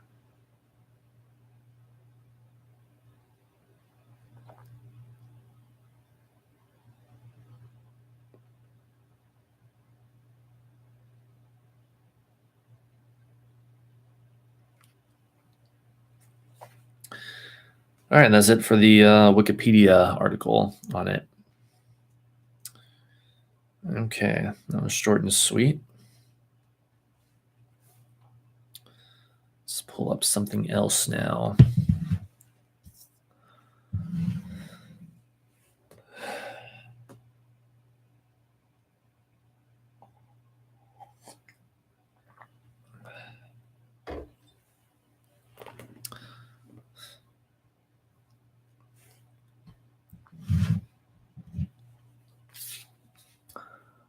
Okay, now let's look at the entry of the devil card in Path of the Fool by Michael Tessarion.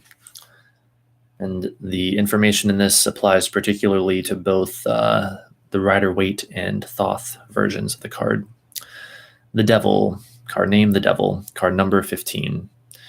Element, Earth, modality, cardinal, astrological correspondence, Capricorn, planet ruler, Saturn, season, winter, alchemy, coagulatio, nigredo, melanosis, Kabbalistic correspondence, Chesed, path 26, mythic correspondence, Saturn, Kronos, Crom, Siva or Shiva, Set, Cernunnos, Pashupati. If I'm mispronouncing any of those, I apologize.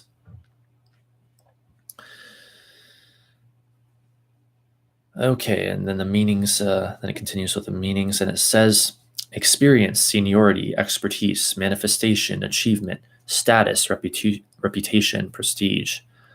Material world, work life, physical effort, practical realities, responsibilities, order, structure, time.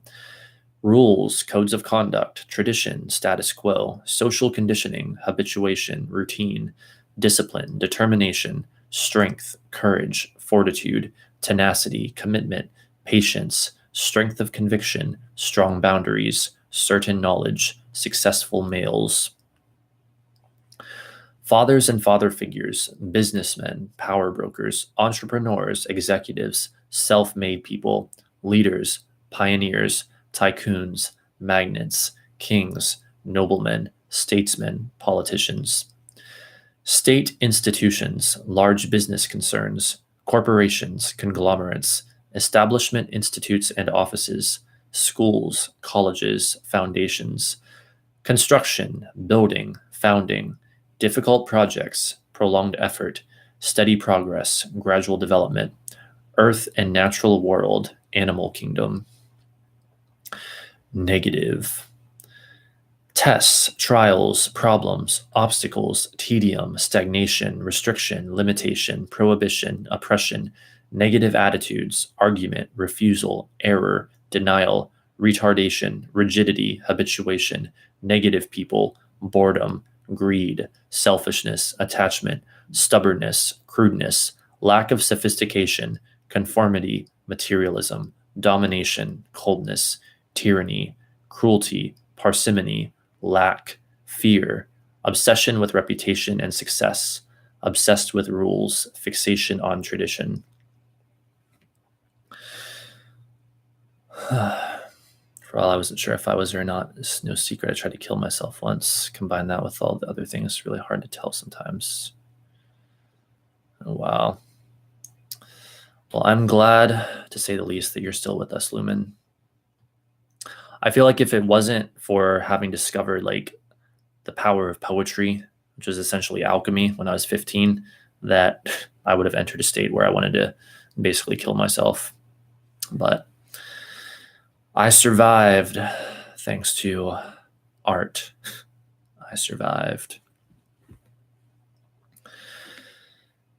Reversed. Removal of blockages, greater freedom attained, release, difficulties overcome, weakness, powerlessness, impotency, lack of structure, lack of foundation, impracticality, damaged reputation, loss of prestige, bad financial decisions, incompetence, lack of discipline, lack of practical know-how, no ambition, no boundaries, antisocial behavior, disobedience, shrugging responsibility, willful neglect, avoidance of hard work, perversity, wildness, irreverence, iconoclasm, living on the edge, criminality, lawlessness, death of a superior, parental problems, death of a father. The reverse position advises us to either strengthen the positive or release the negative traits associated with the card. Bioenergetic, physical robustness and strength, physical resilience, immunity, bones, skeleton, structure, constitution, minerals. All right, that concludes the entry in that book on the Devil card. So yeah, about something it can refer to the bones and skeletal structure.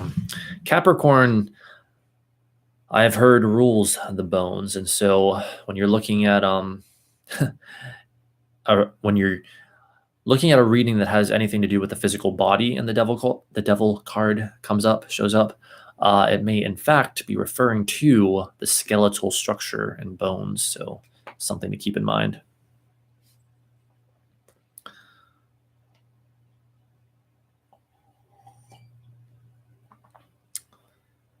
All right, so give me just a moment and then we'll continue.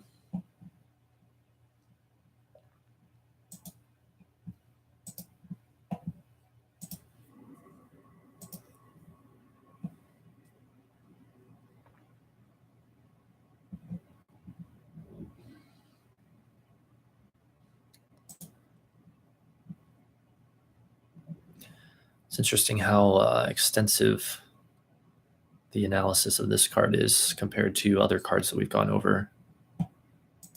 Especially considering that I've kind of, by now, gotten the feel of these streams. Like I'm able to, for the most part, go from one source to another, like just one piece of information after another. And thus they haven't been taking as long in recent times, but this one is taking a long time anyway. But I don't mind. It's just more fun to be had. So let us look at another website now. Let's see if we can find something on the Thoth Devil's card specifically again.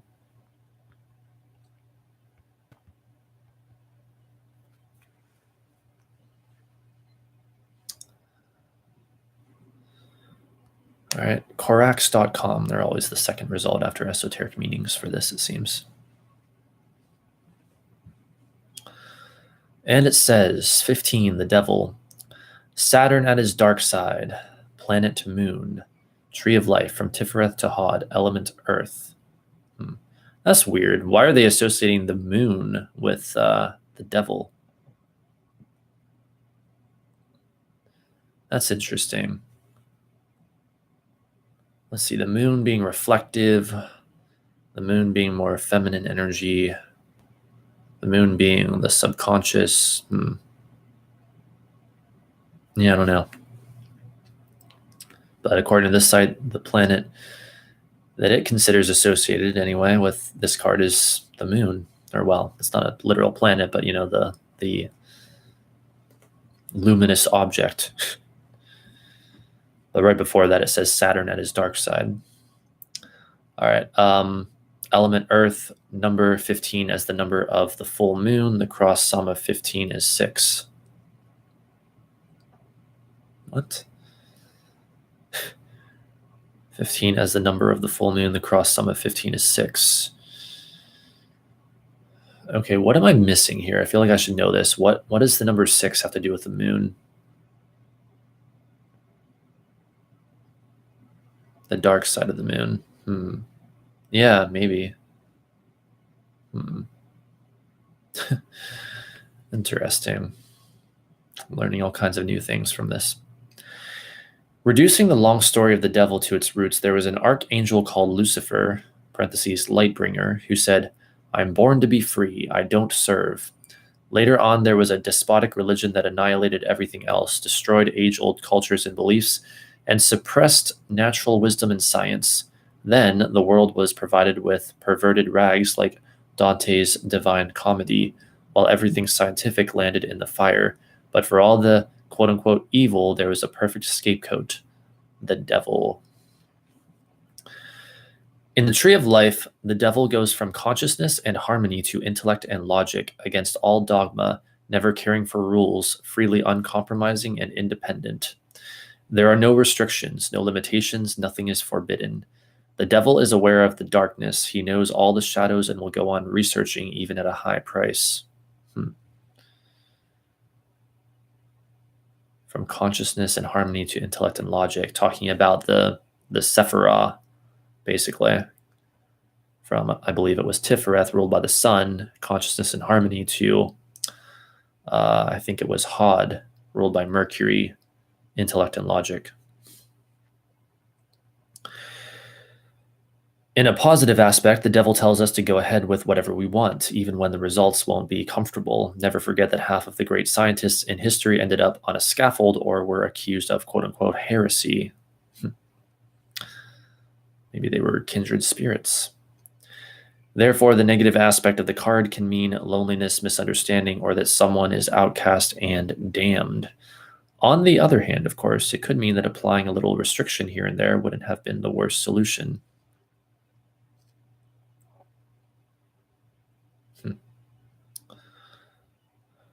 Yeah,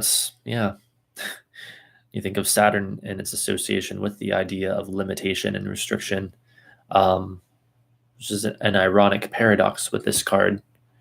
But yeah, I could see like this card appearing and advising one about that particularly to like restrict themselves more from something. But I guess that would be implied anyway in its meaning of overindulgence and the physical to the detriment of the spiritual, emotional, mental, whatever. So let's see. By the way, I don't mean that you should see the devil as a person or take the plain image of someone with horns and hoofs seriously. The little paragraph above is just to help you to see and use the powerful potential of Trump 15 in its intended manner. Baudelaire once wrote that the devil's best trick was to convince us he doesn't exist. It could certainly be said that the devil has done a good job when we recognize that there actually isn't one.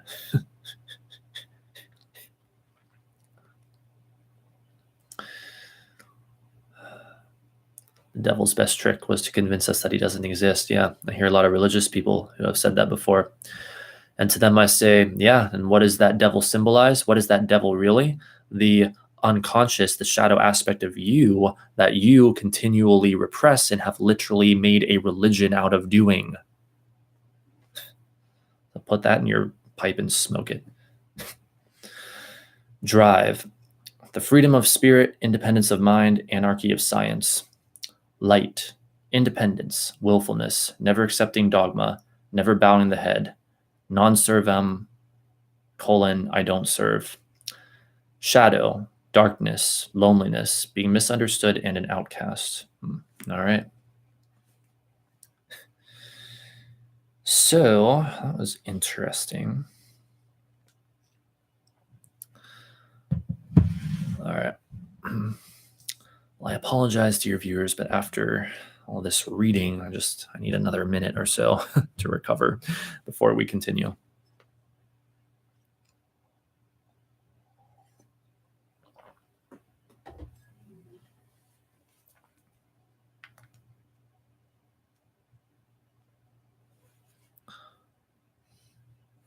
Here, I'm going to reply to a text message real quick while my voice recovers, and then we shall proceed.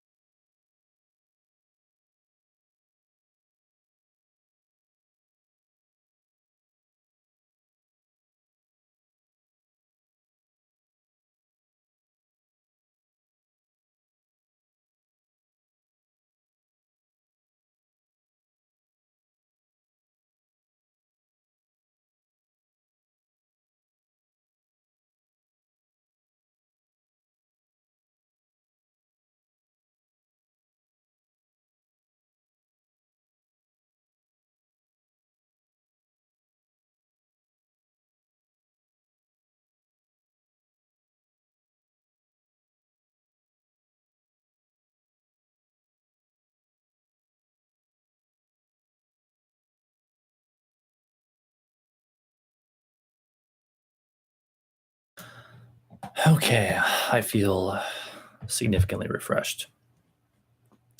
So that was an interesting entry on that website.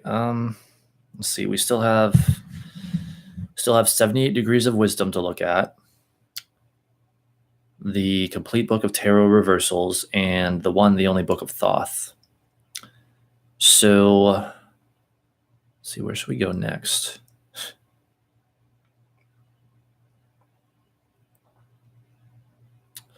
Let's go to 78 Degrees of Wisdom. Yeah, we shall check that out some more. Here, let me open it. And I'm also going to turn my heater down while it's opening.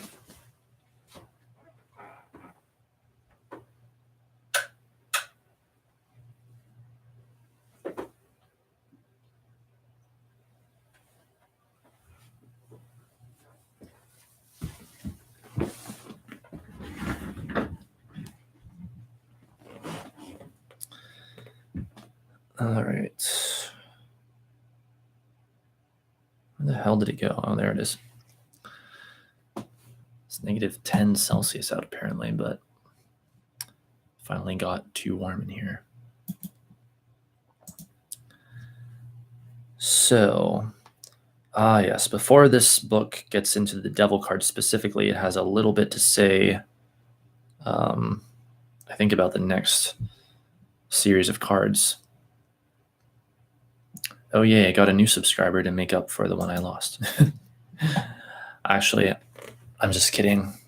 No two subscribers are like, just like no two people are like. Thanks for subscribing, whoever subscribed.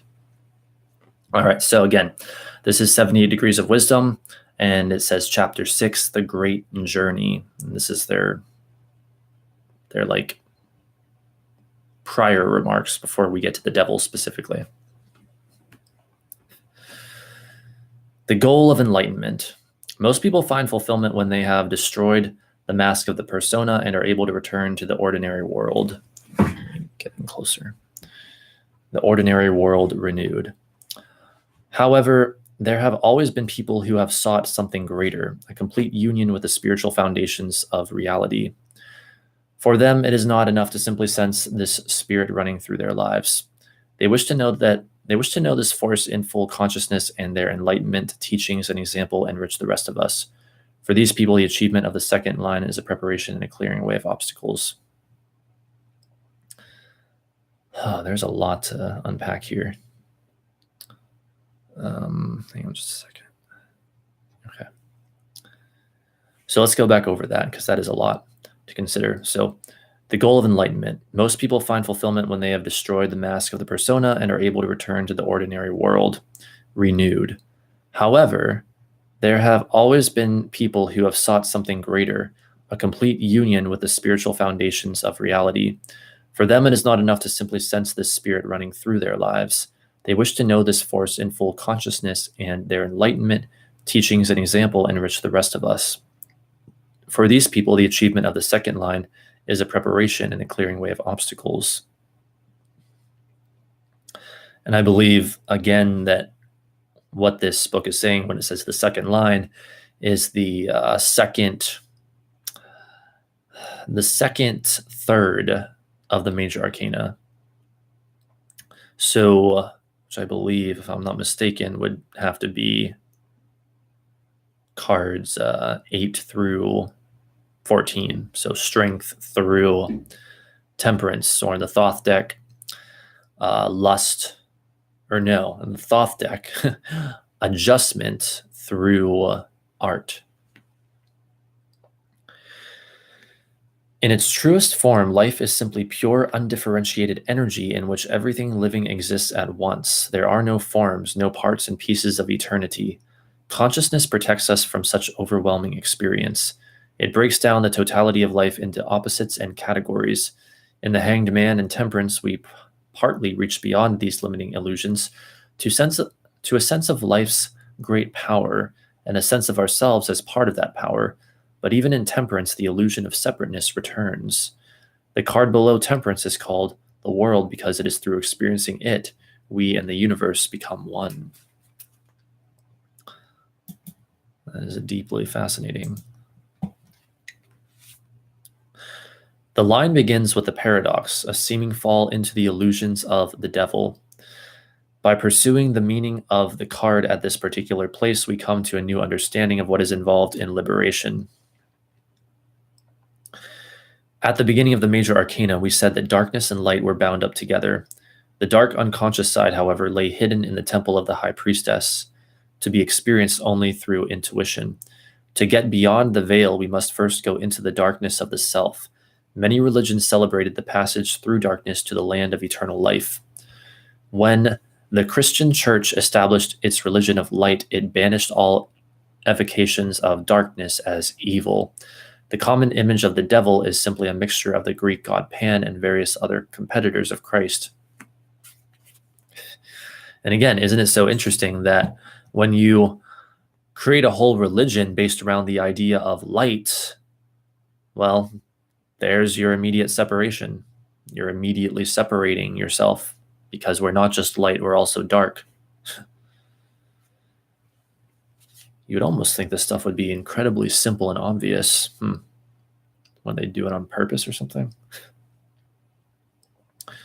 No, in all seriousness, I think that those religions most likely came about as a result of the kind of consciousness that humanity was coming into at the time of their inception.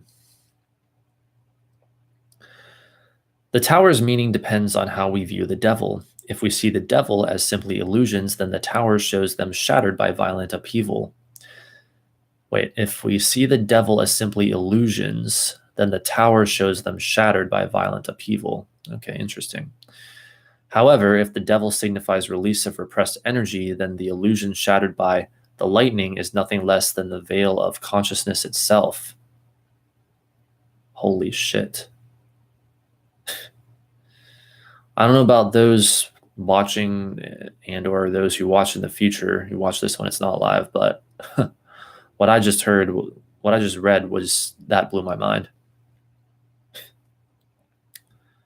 Because that's unavoidable right there. It says, again, if the devil signifies release of repressed energy, then the illusion shattered by the lightning is nothing less than the veil of consciousness itself. As if to say that if we look at the devil card, as this release of repressed energy, then the tower is not a card of great revelation and insight and the breaking down of things that no longer work or whatever, but instead is almost like the ego coming back in. That's interesting. I mean, I don't know if people are seeing what I'm seeing right now, but that's interesting. Me too. We cannot have one without the other. Yeah, okay, good. I'm glad I'm not the only one who like is recognizing this. That's like crazy. In each line, the middle three cards form a special group. For the first, it was the triad of nature, society, and education. For the second, it was the change through justice from the outer vision of the wheel to the inner experience of the hanged man. In the last line, the three cards show the passage from the inner revelation of the star back to the consciousness of the sun. That was weird. I wonder if anyone heard that sound outside. Did the microphone pick that up? The hell are they doing out there? In between, filled with strangeness lies the moon. Okay, so let's reread that and let that sink in. In each line, the middle three cards form a special group. For the first, it was the triad of nature, society, and education. For the second, it was the change through justice from the outer vision of the wheel to the inner experience of the hanged man. In the last line, the three cards show the passage from the inner revelation of the star back to the consciousness of the sun. Okay, this is what I'm trying to understand. In the last line, the three cards show the passage from the inner revelation of the star back to the consciousness of the sun. In between, filled with strangeness, lies the moon. Oh, okay, I see it. I see what they're saying now. Yeah, talking about how in the star there's this sense of like, well, as they put it, inner revelation, and then there's a sort of transformative journey perhaps that takes place between the star and the sun, with the moon being in between them, talking all about confusion and illusion and, how do they put it, filled with strangeness. Yes. The sun is not the end. Once more we descend into darkness to experience in judgment and the world a total joining with the universe and the spirit that fills it. We are now able to act in the outer world while never losing that sense of vastness and wonder within. The magician and the high priestess united in one joyful dance. Wow, that's amazing.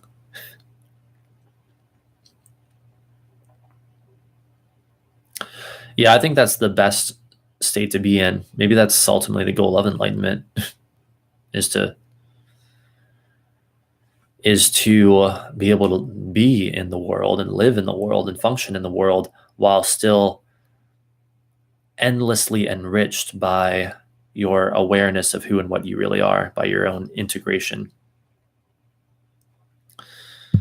So fascinating to consider.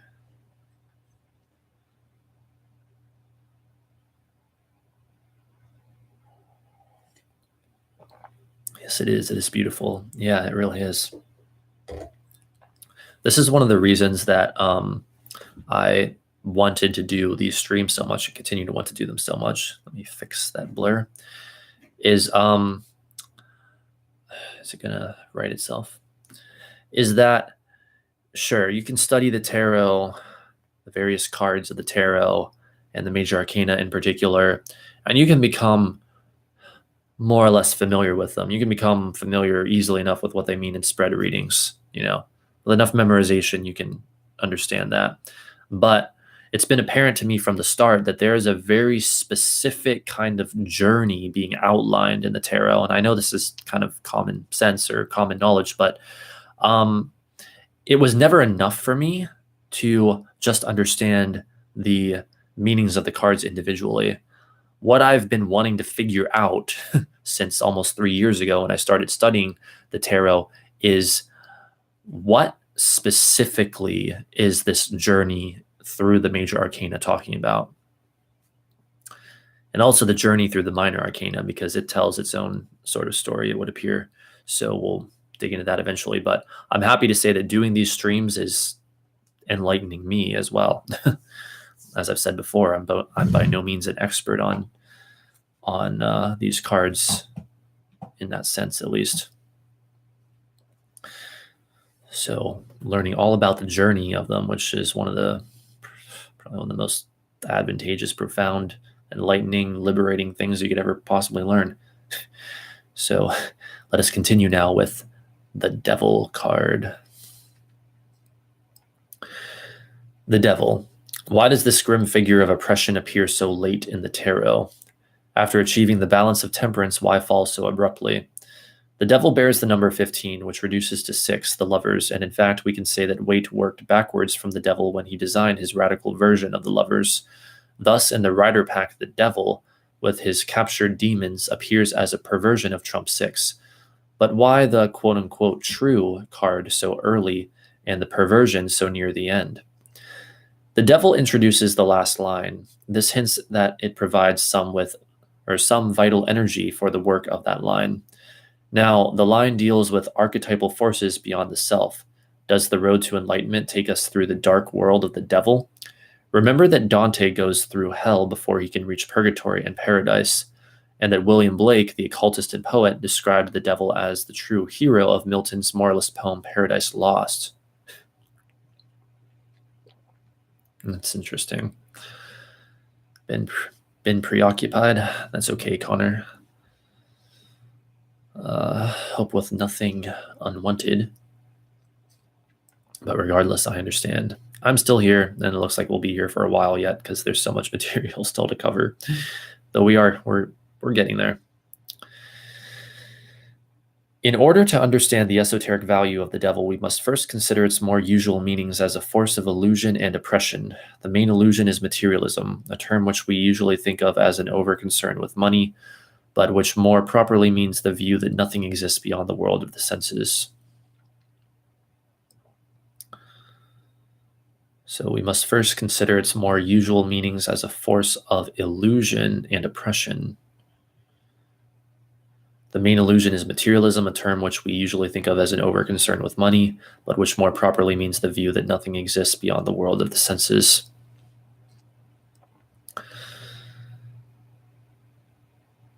The devil perches on a block of stone similar to the Emperor's Cube in the BOTA deck, Builders of the Adytum. But where that cube symbolized the entire universe, the devil's rectangle, half a cube, indicates indicates an incomplete knowledge. There's a typo there again. So wait a minute. The devil perches on a block of stone similar to the Emperor's Cube in the BOTA deck, but where that cube symbolized the entire universe, the devil's rectangle, half a cube, indicates an incomplete knowledge. Oh, okay. So like in the Emperor card, there's a full cube, and then in the devil card, there's only half a cube. Denying any spiritual component to life, the materialist pursues only personal desires, monetary, sexual, and political.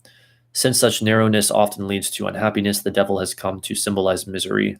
When we look at the two figures, however, we do not observe any discomfort in their faces or posture. Notice also that the chains do not really hold them. The large loops can easily come off. The devil's power rests in the illusion that nothing else exists. In a great many situations, from political oppression to the personal misery of a bad family life, people only become consciously unhappy when they realize that life holds other alternatives.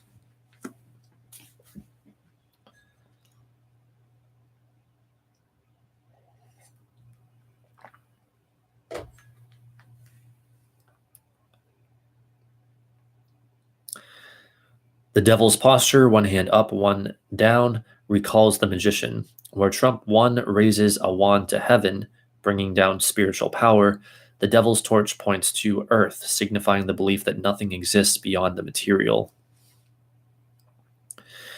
The devil's palm bears the astrological glyph for Saturn, a planet often seen as symbolizing evil or misfortune, but more properly viewed as limitations, weaknesses, or restrictions. The outspread fingers plus the number 5 and 15 recall the Hierophant's 2 fingers up, 2 down. Where the latter gesture signified that there was more to the universe than what you can see before you, the devil's open palm indicates again that nothing exists beyond the obvious.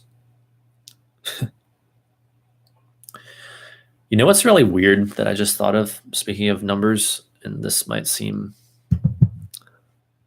almost random, sort of, but so in part 1 of this, I was talking a lot about, the trauma aspect of things relating to this card and the trauma I've gone through and stuff like that. And particularly in the last few years, or a little more than that, I guess, going back to mainly 2014. Well, I'm not going to get into a lot of detail about this, but interestingly enough, the exact date that I first met in person, the main person who led to my experiencing the vast majority of that trauma in recent times, at least, was May 15th, 5/15. And the devil card being card number 15, well, kind of makes me wonder if the universe is trying to tell me something that I wouldn't be able to figure out until years later, basically. 5/15, so it's 15 this way and 15 that way. Devils all around.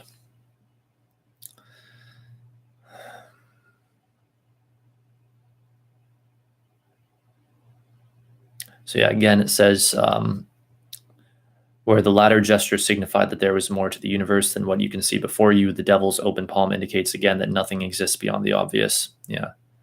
So essentially atheism, I guess. Atheism.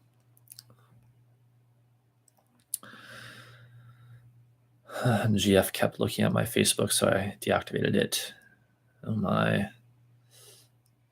That's interesting. It's weird how she keeps focusing upon you in ways, but not directly. Well, I hope that's not too stressful for you, Connor. I can imagine how I know how situations like that are. They're the worst, to say the least. The devil wears a reverse pentacle, a symbol of black magic, on his forehead. Now, the pentacle carries a great many significances. If you stand with your feet apart and your arms out, you will see that the pentacle symbolizes the human body. The right way up, the head is uppermost, and when we reverse the pentacle, the genitals are above the head. In traditional Christian teaching, the power of reason, the ability to tell right from wrong, rules the desires. Therefore, the reverse pentacle indicates letting your desires overpower your judgment.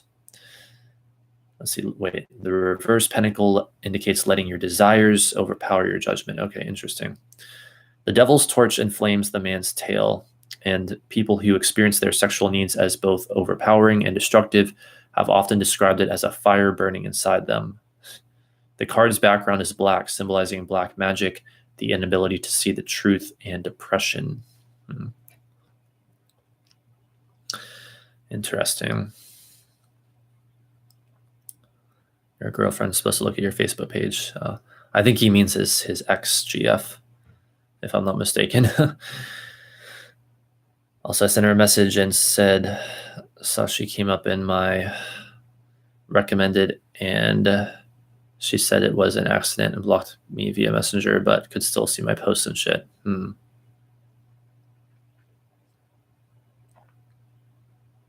Huh, weird. Interesting, though. Yeah, speaking of Facebook, I actually logged back onto Facebook the other day, recently. And it was an interesting experience. It actually felt good. It felt good at that time. But then I went right back to being terrified of it. So there you go. But I'm sure I'll check it again, one day. So bizarre. Anyway, I mean, I'm bizarre. Thus, we see the devil's traditional meanings: illusion, materialism, misery, and sexual obsession. And yet, the card carries a great force. The devil stares out at us intensely. Practitioners of Tantra describe the Kundalini as a fire in the body, beginning at the root of the spine, the tailbone, and evoked by sexual rites. Interesting. Consider again the pentacle, the sex organs over the head. The image reminds us of the Rider Pack lovers, where the woman, symbol of the unconscious and the passions, looks to the angel. We can also recall strength directly above the devil, where the lion symbolizes the animal energy raised up and tamed.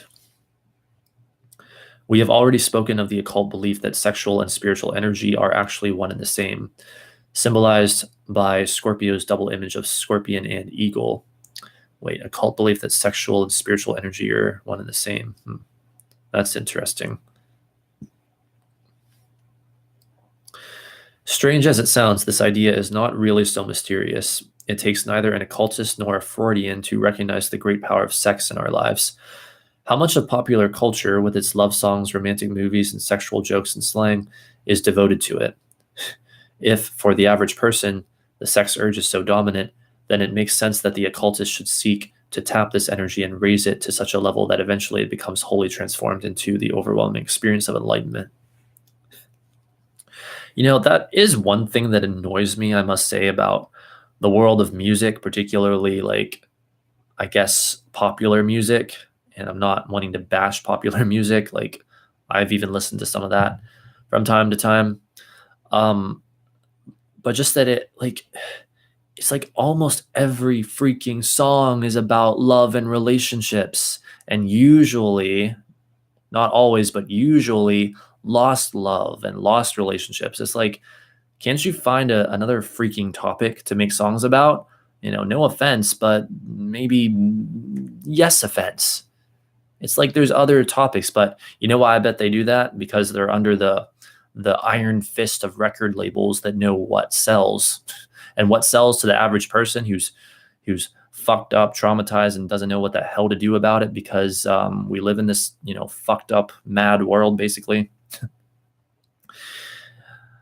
What sells is music that talks about, the trauma that they live with constantly. And I'm not saying you're bad if you're experiencing that. We all experience it. What I'm saying, if I'm saying anything is bad, I'm saying that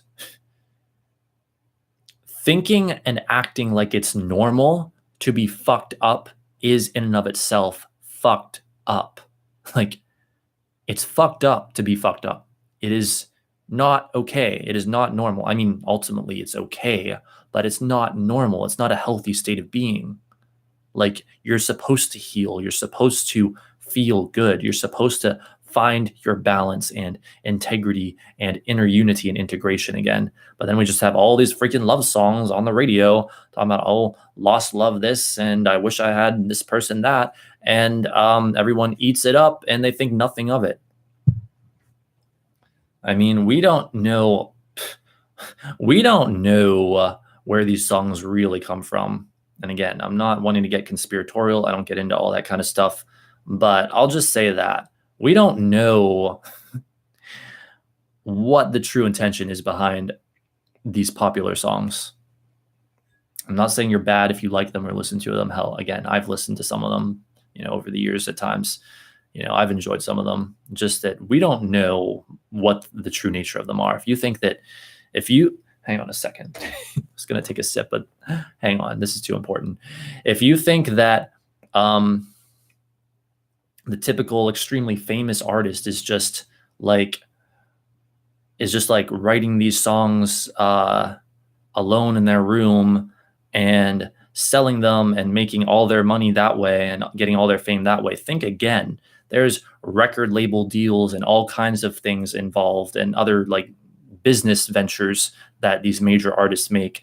Look this up if you don't believe me. Business ventures that cause them to really make a lot of the money that they're making. So it's just such BS. And I've seen so many people over the years so thoroughly duped by it and just so accepting of it as normal, not thinking critically about it at all. And I guess, I don't know, maybe I shouldn't condemn them, but it's hard not to when it's so obvious to me how ridiculous it is. So there you go. Again, it's nothing against pop music in and of itself or the music that is popular in and of itself. Again, I've enjoyed some of that before. It's more it's people's response to it, basically. That's the issue I have. Let's see. Let me look at the chat. Make sure my tablet doesn't fall over.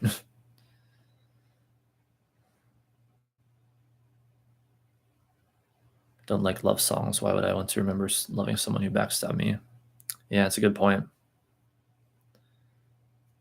I just think it's fucked up how they normalize it. It's fucked up how they normalize dysfunction, basically. And yeah, sure, maybe you could argue that other genres of music or less popular music does that as well. And I don't know, maybe sometimes it does, but I would say sometimes it doesn't, because what I've found over the years is that the lesser popular or the less popular music often has other topics involved, other subjects, not just love and lost love. So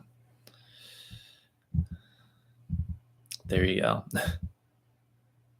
Love songs make me cry. Yeah. See, that would actually be a positive use of them, though, is as a catharsis. Normalizing people going through heartbreak. Yeah, that's what's fucked up. And as you can expect, I will not stand for it. All right, so let's continue. Where even were we?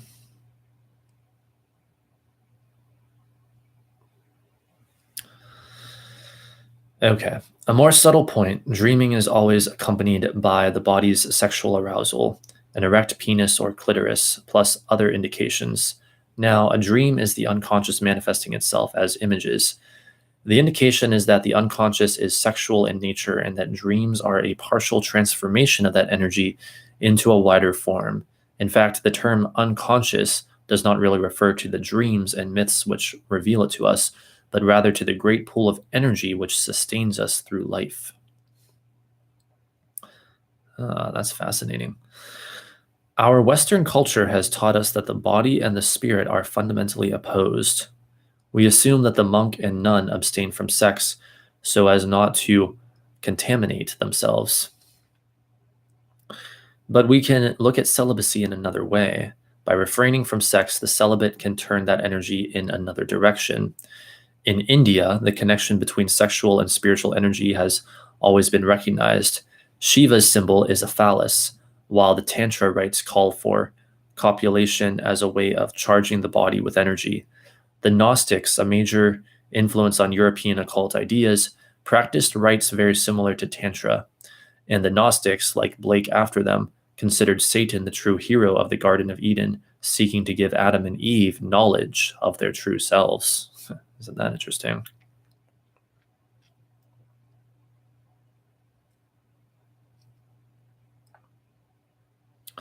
Considered Satan the true hero of the Garden of Eden because Satan was the one that wanted to give them knowledge of their true selves.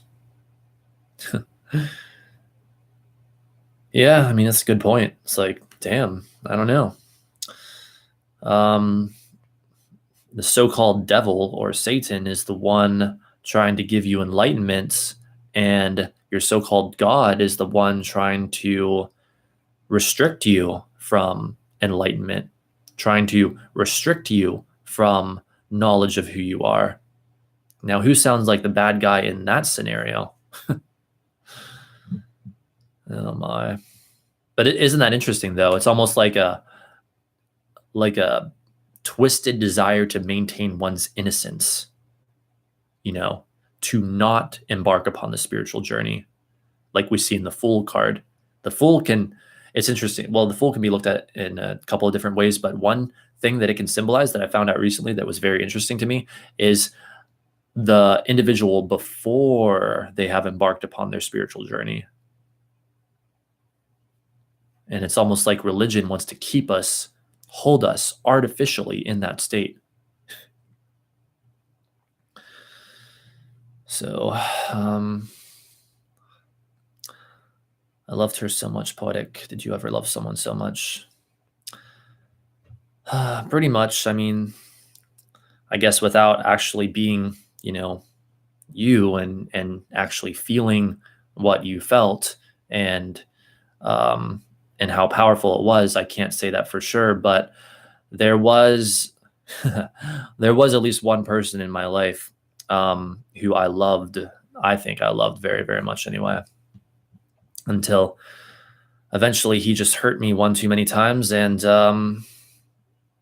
it was weird. It was a weird experience, but I literally felt that love just like evaporate. It was very interesting. I mean, it was fucked up, but it was interesting from a detached standpoint to experience feeling like that intense love just lift away completely. So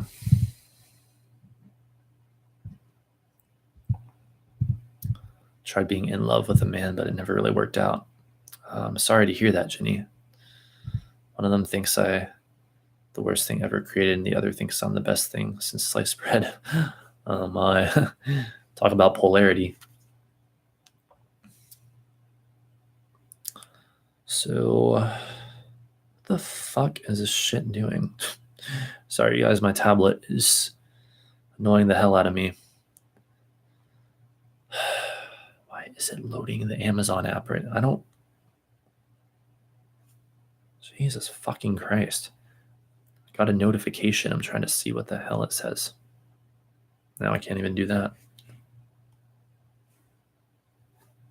Okay.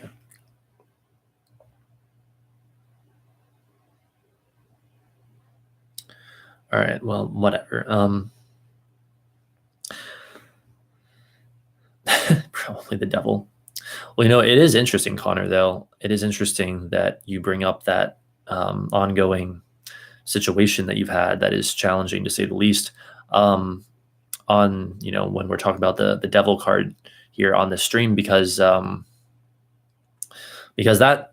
sounds like a situation that became quite unhealthy for you. I mean, I don't know the details of it like you do. I don't know if you necessarily agree with this or not, but continuing to feel attached to someone in the midst of all that madness, that's a very challenging situation that I would see as more or less resonant with the energy of the devil card, at least in some interpretations. So let us continue. I'm going to keep the tablet over here. Where were we?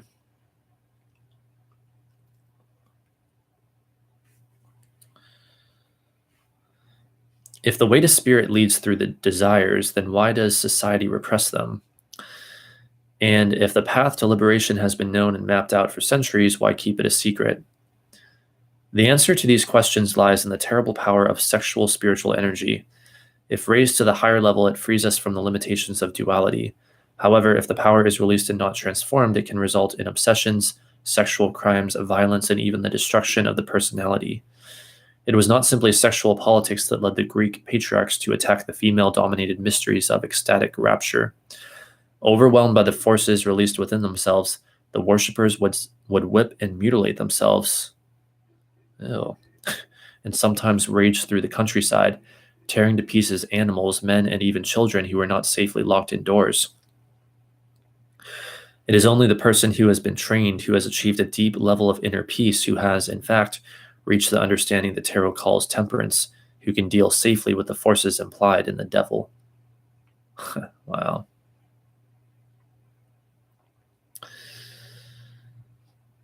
Am I doing readings for Gemini? I'm not doing any readings right now in this stream. This is just sort of a class or whatever where we are analyzing the devil card. But I'll be doing live tarot readings for donations later on, or I might be after the stream is over if I still have enough energy. This is not an astrology stream. True that. All right, so let us continue. Actually, the devil implies a great deal more than sexual rights and violent energy. On a wider sense, it symbolizes the life energy locked up in the dark hidden areas of the self, which cannot be entered by ordinary means. It is called the devil because for those who are not prepared to receive this energy, it can manifest itself as monsters, a sense of the universe as filled with evil or the temptation to indulge in violence. Isn't it interesting, though, that we saw earlier the Mercury connection to this card via the Sephiroth Hod and the Tree of Life? Because in the context of Pluto and the Hell Realms, Mercury was the only one able to enter those realms, like in the mythology, the story involving Persephone, I think it was. So, and then we just had this thing about, the unconscious symbolized by the darkness in this card cannot be entered into by ordinary means. Well, could we then say that the Mercury connection is saying that there has to be a special sort of, well, I don't know how to put this. Could there be a parallel is basically the question that I'm asking, or is that just a coincidence and really we have to enter these realms by other means? I wouldn't say so, because if you're going to enter the unconscious, I don't care if it's in the death card or the devil card, you're going to need to use your mind essentially. Like, why wouldn't it, if it applies to Pluto, why wouldn't it apply to Saturn? If it applies to death, why wouldn't it apply to the devil? If it applies to Scorpio, why wouldn't it apply to Capricorn is basically what I'm saying. All right, so anyway, but let's continue.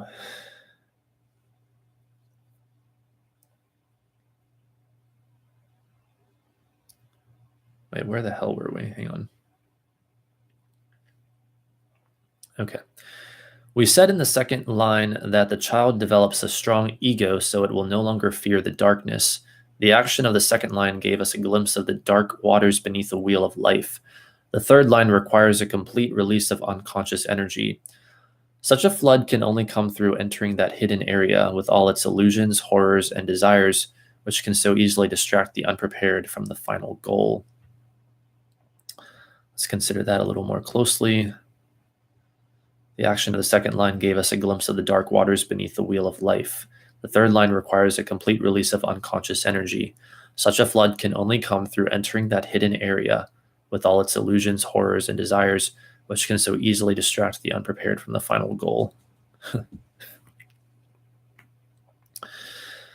Look again at the gestures of the Hierophant and the devil.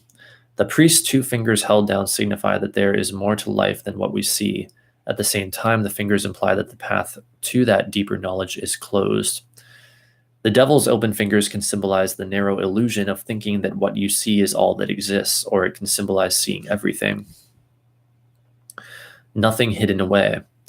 The specific gesture made by the devil with a gap between the two double fingers is the gesture made by the high priest in Jerusalem to bring down the spirit force. It survives today in the Jewish New Year celebration as part of the priestly blessing. Can't spell Hierophant. It is a tough word to spell. It is indeed. Paul Douglas has called Trump 15 the dark side of the collective unconscious. When the so-called black magician, once a title for the devil, conjures a demon, he or she is actually bringing out a force from inside the self. If the operation goes successfully, the magician masters the demon, making it his or her servant. That is, the magician uses the liberated energy rather than falling a prey to it. I think it's supposed to just say falling prey to it. To do this, the magician must be purified of ego desires and of fear. In short, he or she must have achieved temperance, otherwise the demon can, quote-unquote, win the encounter. The magician becomes a slave to the illusions of the devil. Wow. That's interesting, but also sounds kind of scary to me, if I'm being honest. So let's see. Yeah, I've got a maximum of like an hour and 45 minutes or so left to stream before I would have to make and eat dinner, which is plenty of time. We'll finish in that time, I'm sure. I just don't know if I'll have time afterwards for live tarot readings, sadly, but we'll see. We have gone quite deeply into a radical interpretation of the devil. The card's divinatory meanings tend to follow the more usual interpretations. We take the more obvious meanings because in a reading the card appears out of context. The devil can indicate a narrow materialistic view of life. It can mean any form of misery or depression, especially feeling chained or imprisoned, with the illusion that no alternatives are possible. If it appears in connection with the lovers, it shows that a relationship which began with love has turned into a trap. Interesting. The devil signifies being the slave of your desires rather than acting the way you think is best. It can mean a controlling obsession, particularly a sexual one, where the person feels drawn to commit acts he or she finds morally repugnant. The extreme example is the sex criminal. On a much more common level, many men and women find themselves powerfully attracted to people they actively dislike. The feeling of helplessness and shame which results from giving into these desires belongs to the devil. Yeah, I would say my theory of why people will be strongly attracted to someone that they actively dislike is because the actively disliking is an indicator of a repressed aspect that the strongly disliked person is reflecting in the disliker.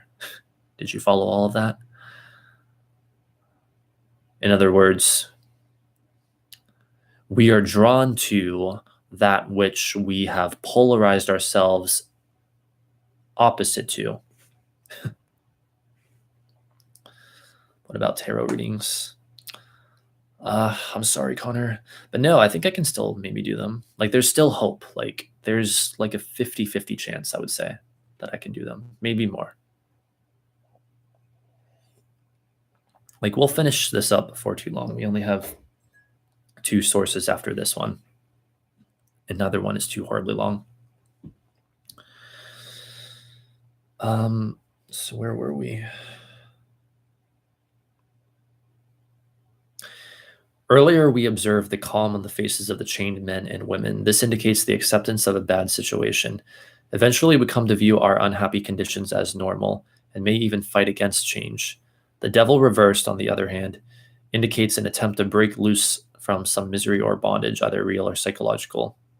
Wait, why is my brain not comprehending this? Hang on. We observe the calm on the faces of the chained men and women. This indicates the acceptance of a bad situation. Eventually, we come to view our unhappy conditions as normal and may even fight against change. Ah, I see. Oh, that's interesting. We get used to how bad things are and begin to see them as normal, and then we resist. We resist the very thing that may be our liberation.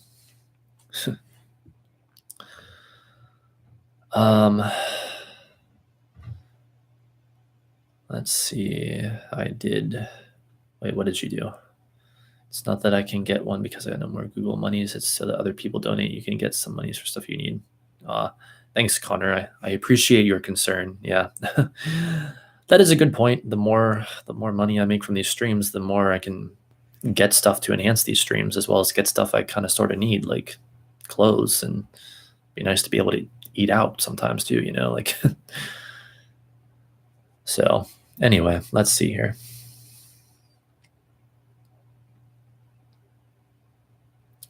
Where were we?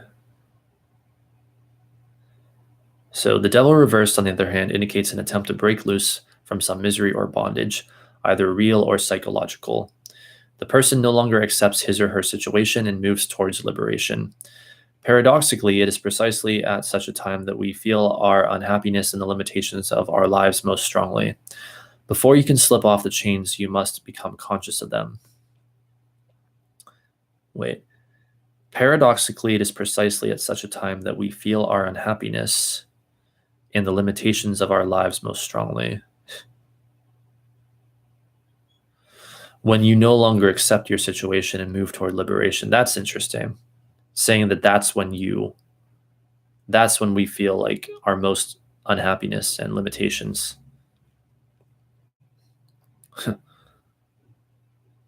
Therefore, people who are undergoing some process of liberation, say leaving home, psychotherapy, or a difficult divorce, often find themselves far more unhappy than when they blindly accepted their oppressed conditions. Such a period can be crucial to a person's development. Oh boy, I'm gonna have some stuff to say about this. If one can survive it, one will emerge happier and with a more developed personality. Sometimes we can find the period of transition unbearably painful and slip back to our chains. All right.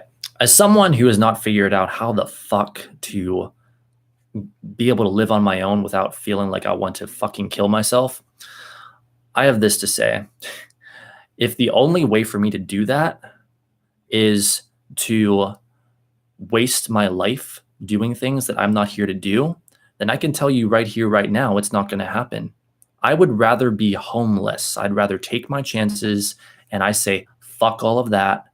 I'm following what excites me, and it's either going to attract enough abundance to me eventually one day, hopefully, for me to be independent and live on my own, or it is not. Now, I understand my view is very radical, and I am in no way, shape, or form asking or advocating that other people adopt my view.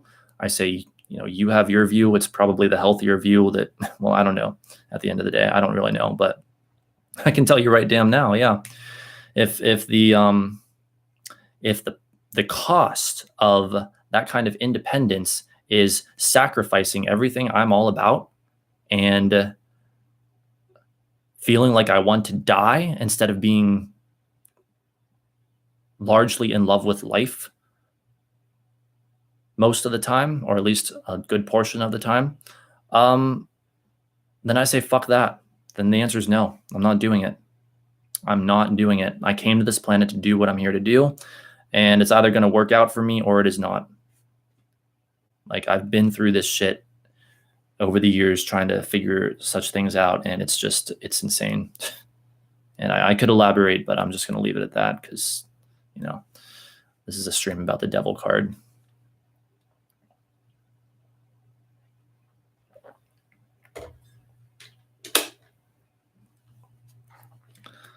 So anyway, what isn't fine? I'll just look at my phone. It doesn't want to show me my notifications.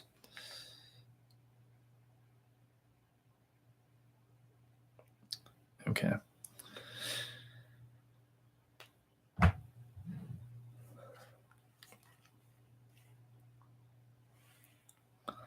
So let us continue. Now that the whole world knows an even more, or yet another, or an additional, perhaps even more unsavory aspect of my personality. People are probably thinking, what, really? You're taking that position? Oh, well, sorry, not sorry. So anyway. The devil reversed in the position of the past often means that the change has occurred, but the feelings of sadness, of anger, of depression remain, perhaps hidden from conscious view, but still an influence. We must often deal with the devils of the past, even those we have long ago overcome in practical terms. The psyche never lets anything go. It simply forgets about anything. Or it never simply forgets about anything. Psyche never lets anything go. It never simply forgets about anything. The way to liberation lies in using and transforming the knowledge and energy bound up in every experience. Fascinating. So the devil reversed in the position of the past often means that the change has occurred, but the feelings of sadness, of anger, of depression remain, perhaps hidden from conscious view, but still an influence. See, I think this interpretation makes a lot more sense of if the devil reversed appears in the past than some of the stuff we read earlier. So we must often deal with the devils of the past, even those we have long ago overcome in practical terms. The psyche never lets anything go. It never simply forgets about anything. The way to liberation lies in using and transforming the knowledge and energy bound up in every experience. All right. That's it for this book. So,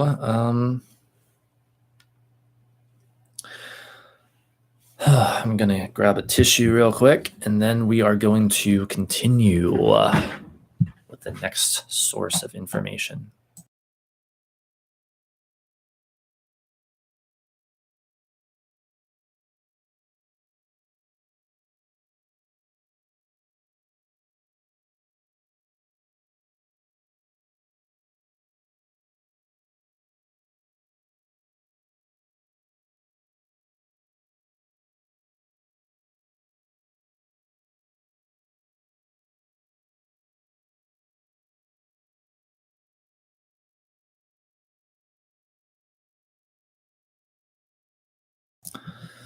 All right. So next we will be looking at the 78 Degrees of Wisdom book.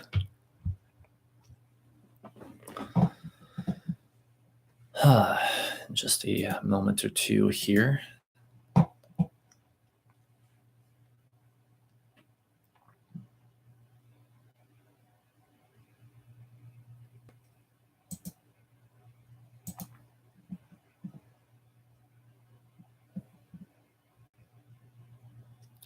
Oh yeah, and by the way, I wore this shirt specifically, purposefully today because of the sort of devilish figure on it.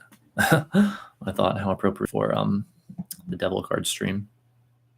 Which earlier I had to cover it up because it was cold in here, so I had to wear my vest to stay warm. But you know, then it got more comfortable as it warmed up eventually. Wow, this stream is, boy, it's putting me to the test. We're still monetized though, so that's good news, I guess. Again, not that it really matters. All right, so where is that book? Okay, here it comes. Also, why the hell do I only have the top chat on? I should have the live chat on. Huh. Weird. Well, if I missed your comment in the chat, I apologize.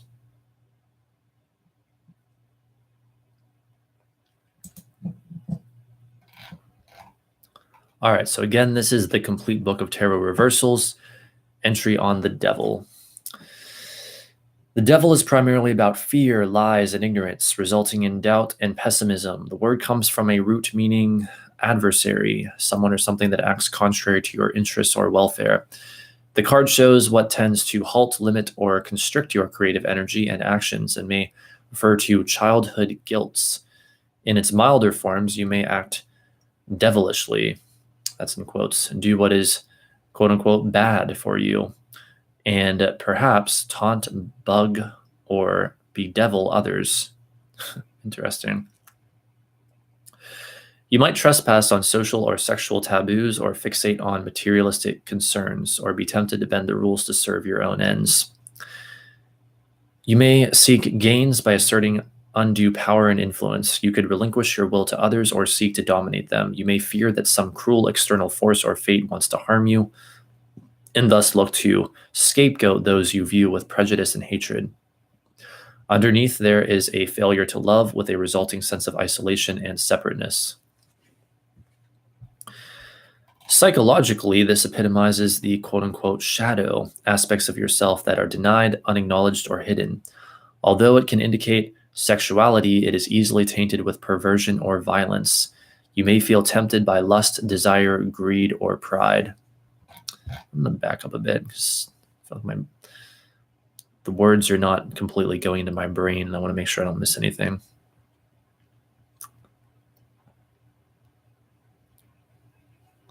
You may fear that some cruel external force or fate wants to harm you and thus look to scapegoat those you view with prejudice and hatred. So there we have the idea of the scapegoat yet again. I wonder where Ryan is. Oh, yeah. He would probably particularly enjoy this stream, I would think, with his perspectives. He's probably still busy with his, all the stuff he's been busy with, basically. I don't want to say too much on stream about other people when they're not here, because just in case they wouldn't want me to say things or whatever. I don't know. One must be careful when streaming live to the public. All right, underneath there is a failure to love with a resulting sense of isolation and separateness.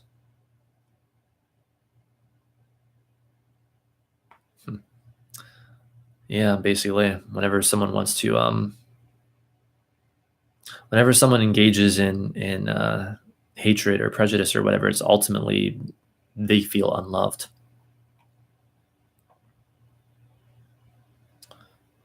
I think that's ultimately what's behind that is not feeling loved. Let's see here. Psychologically, this epitomizes the shadow aspects of yourself that are denied, unacknowledged, or hidden. Although it can indicate sexuality, it is easily tainted with perversion or violence. You may feel tempted by lust, desire, greed, or pride. You could obsess about a relationship or a coveted object with a kind of fatal attraction. You might feel panic or confusion, or perhaps you are the one invoking pandemonium or inviting chaos. Sometimes this is sheer mischievousness and practical jokes. Quote unquote, the devil made me do it. Wait, you might feel panic or confusion, or perhaps you're the one invoking pandemonium or inviting chaos. Interesting. Or you may fear and avoid whatever you consider bad, which is itself a limiting, fettered condition. Occasionally, it refers to inflicting intentional or malicious pain upon someone, or acting from jealousy, envy, or spite. You might be subject to addictions or compulsive obsessive behaviors. As the god Pan, the devil awes and attracts you to the numinous power of the elemental forces of nature, but it can also signify humorlessness and an inability to laugh at yourself, along with excessive dogmatism and seeing only the surface of things. Traditional meanings: fate, fatality, violence, havoc, ravage, shock, disease, vehemence, force, power, impetus, immodesty, passion, lust, sensuality, magnetism, occult power, black magic, bondage, malevolence, temptation, self-destruction. And now for the devil reversed. Hang on a second. What the hell is my computer doing? Okay. The devil reverse can express greater extremes than any other card. At one end, it is evil triumphant, spiritual blindness, or succumbing to temptation and totally indulging your appetites. At the other end, you may turn away from evil and bondage and begin the path to spiritual enlightenment. Following the principle of enantiodromia, you could easily go from sinner to saint by flipping over to the other side like a pendulum that swings too far and goes over the top. This is like St. Paul's conversion on the road to Damascus from villain to apostle. Occasionally, the reversal may signify feeling superior to other people's weaknesses and frailties, or being excessively upright, moral, and virtuous. You could say no to temptations, removing what binds you, and escaping an unpleasant situation. For instance, it might be time to quit a soul-destroying job in which you feel quote-unquote owned by the company or tied to it in order to pay your bills. Interesting.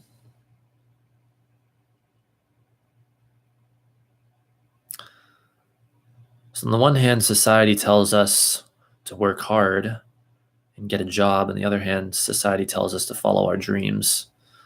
I say society is a fucking hypocrite.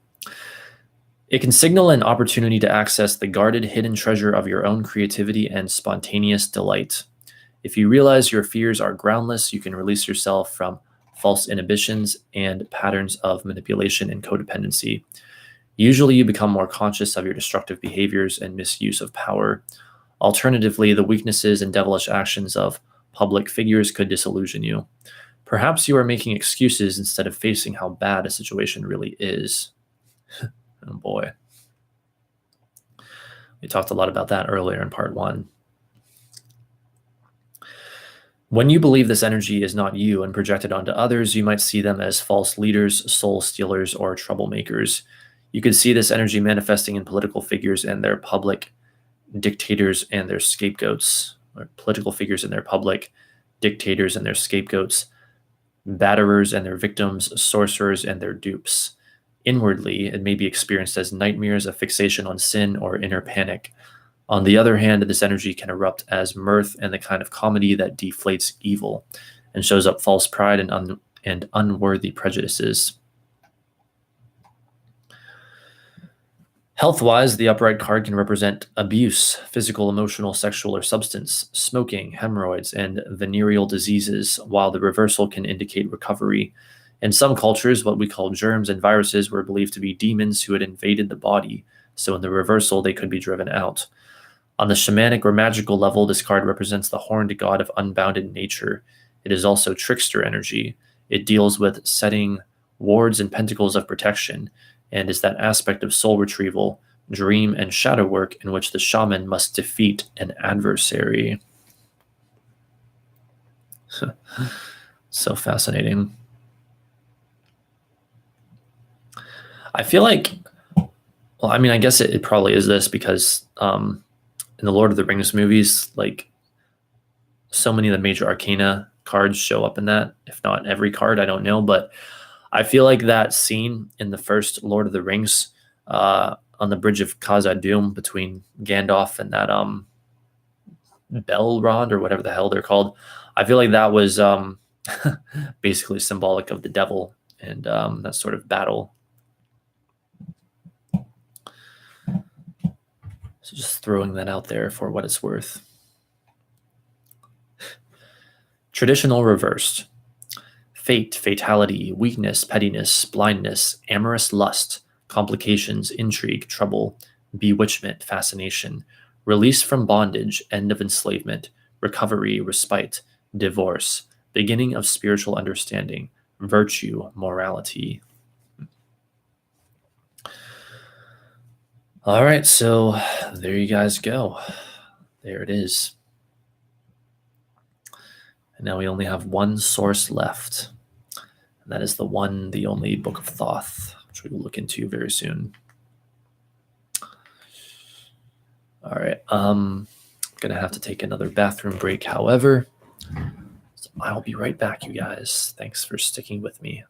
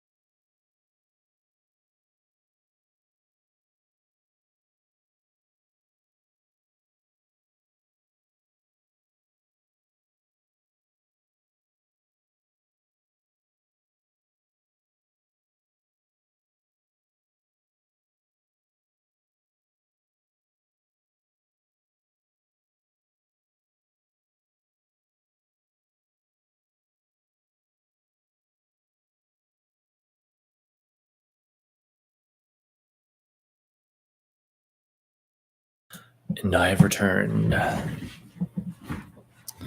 right, so well, if there's ever a stream that tested my energy and capacity for perseverance, it's this one. Oh boy, okay, just one source left. Also, I hate to say it, but even though recently at the end of these tarot card analysis streams, I've been doing a tarot reading to give us more insight on the card, I don't think I'm doing that tonight just because of how insanely long this stream has been. Like, I'm exhausted. Like, I might still be able to come back and do live tarot readings because then I can get a break and refresh myself. But yeah, we're going to read the Book of Thoth entry, and then that's going to be it for this stream. So here we go.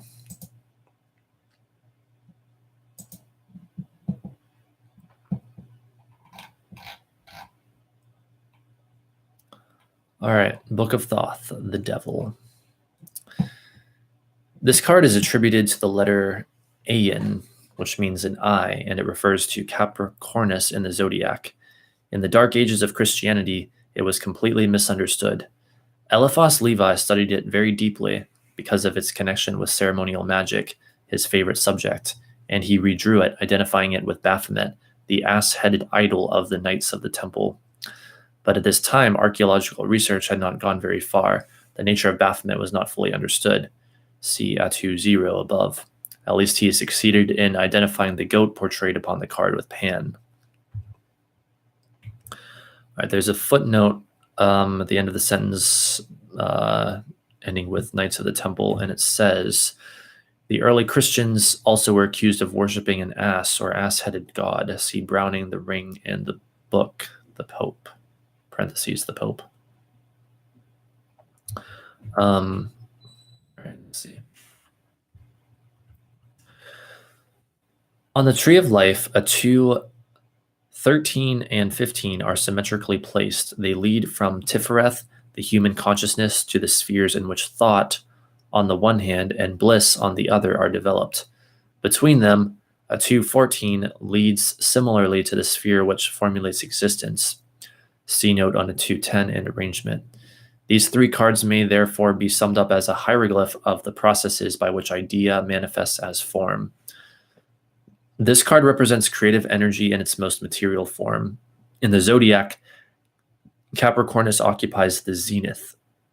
It is the most exalted of the signs. It is the goat leaping with lust upon the summits of earth. The sign is ruled by Saturn, who makes for selfhood and perpetuity. In this sign, Mars is exalted, showing in its best form the fiery, material energy of creation. The card represents Pan, Pangenitor, the all-begetter.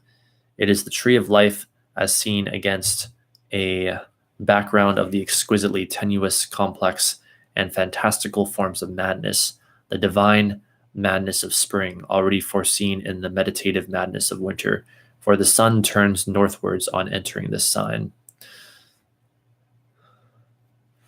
That's interesting.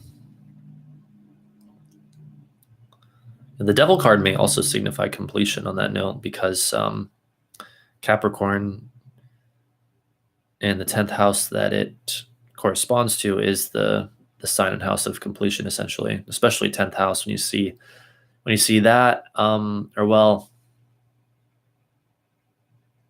primarily in my experience anyway, when you get 10s in tarot, 10s are going to talk about the idea of completion. So let's see here. The roots of the tree are made transparent in order to show the innumerable leapings of the sap. Before it stands the Himalayan goat with an eye before it stands the Himalayan goat with an eye in the center of his forehead, representing the god Pan upon the highest and most secret mountains of the earth. His creative energy is veiled in the symbol of the wand of the chief adept, crowned with a winged globe and the twin serpents of Horus and Osiris. Quote, hear me, Lord of the stars, for thee have I worshipped ever, with stains and sorrows and scars, with joyful, joyful endeavor. Hear me, O lily-white goat, crisp as a thicket of thorns, with a collar of gold for thy throat, a scarlet bow for thy horns. End quote. The sign of Capricornus is rough, harsh, dark, even blind. The impulse to create takes no account of reason, custom, or foresight. It is divinely unscrupulous, sublimely careless of result. Quote, thou hast no right but to do thy will. Do that, and no other shall say nay.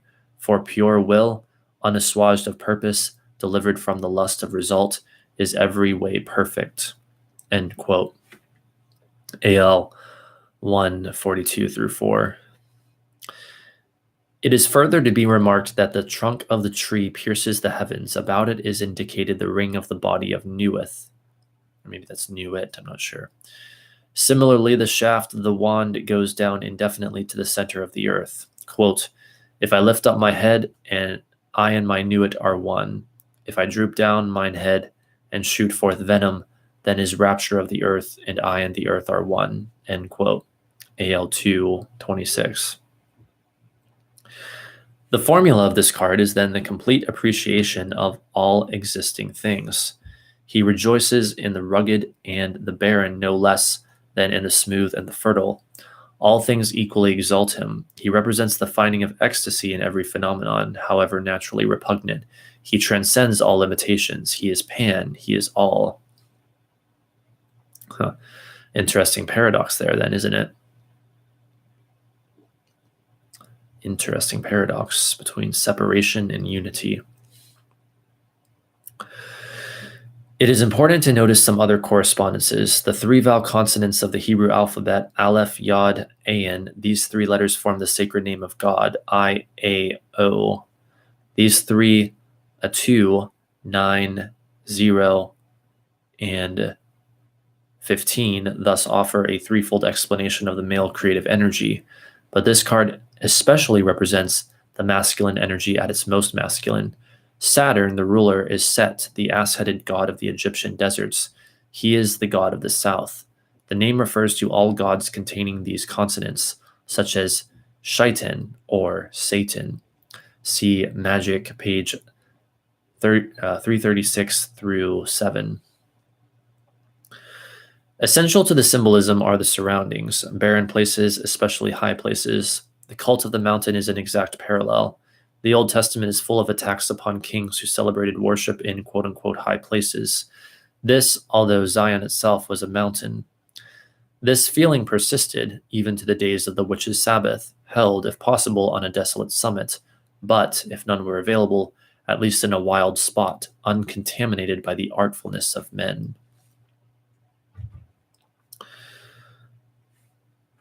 All right, let's see here.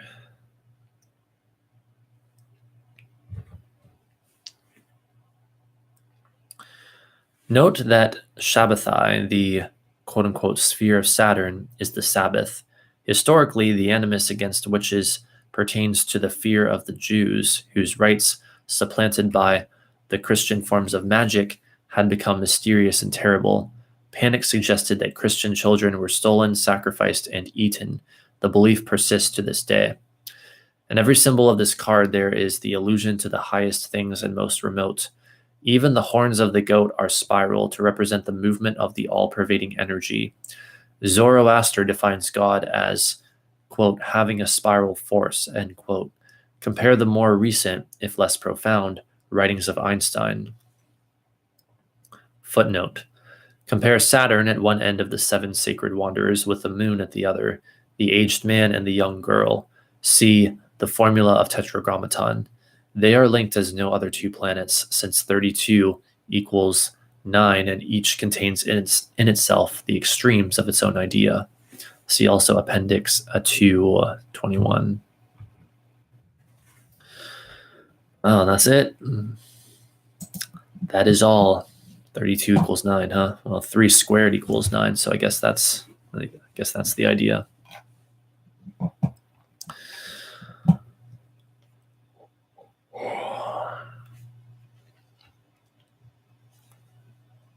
Reading the chat.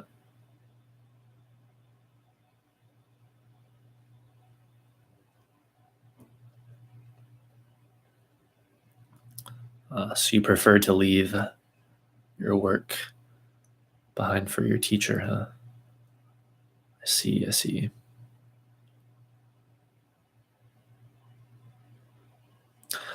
All right. Well, I'm exhausted. My voice is extremely tired.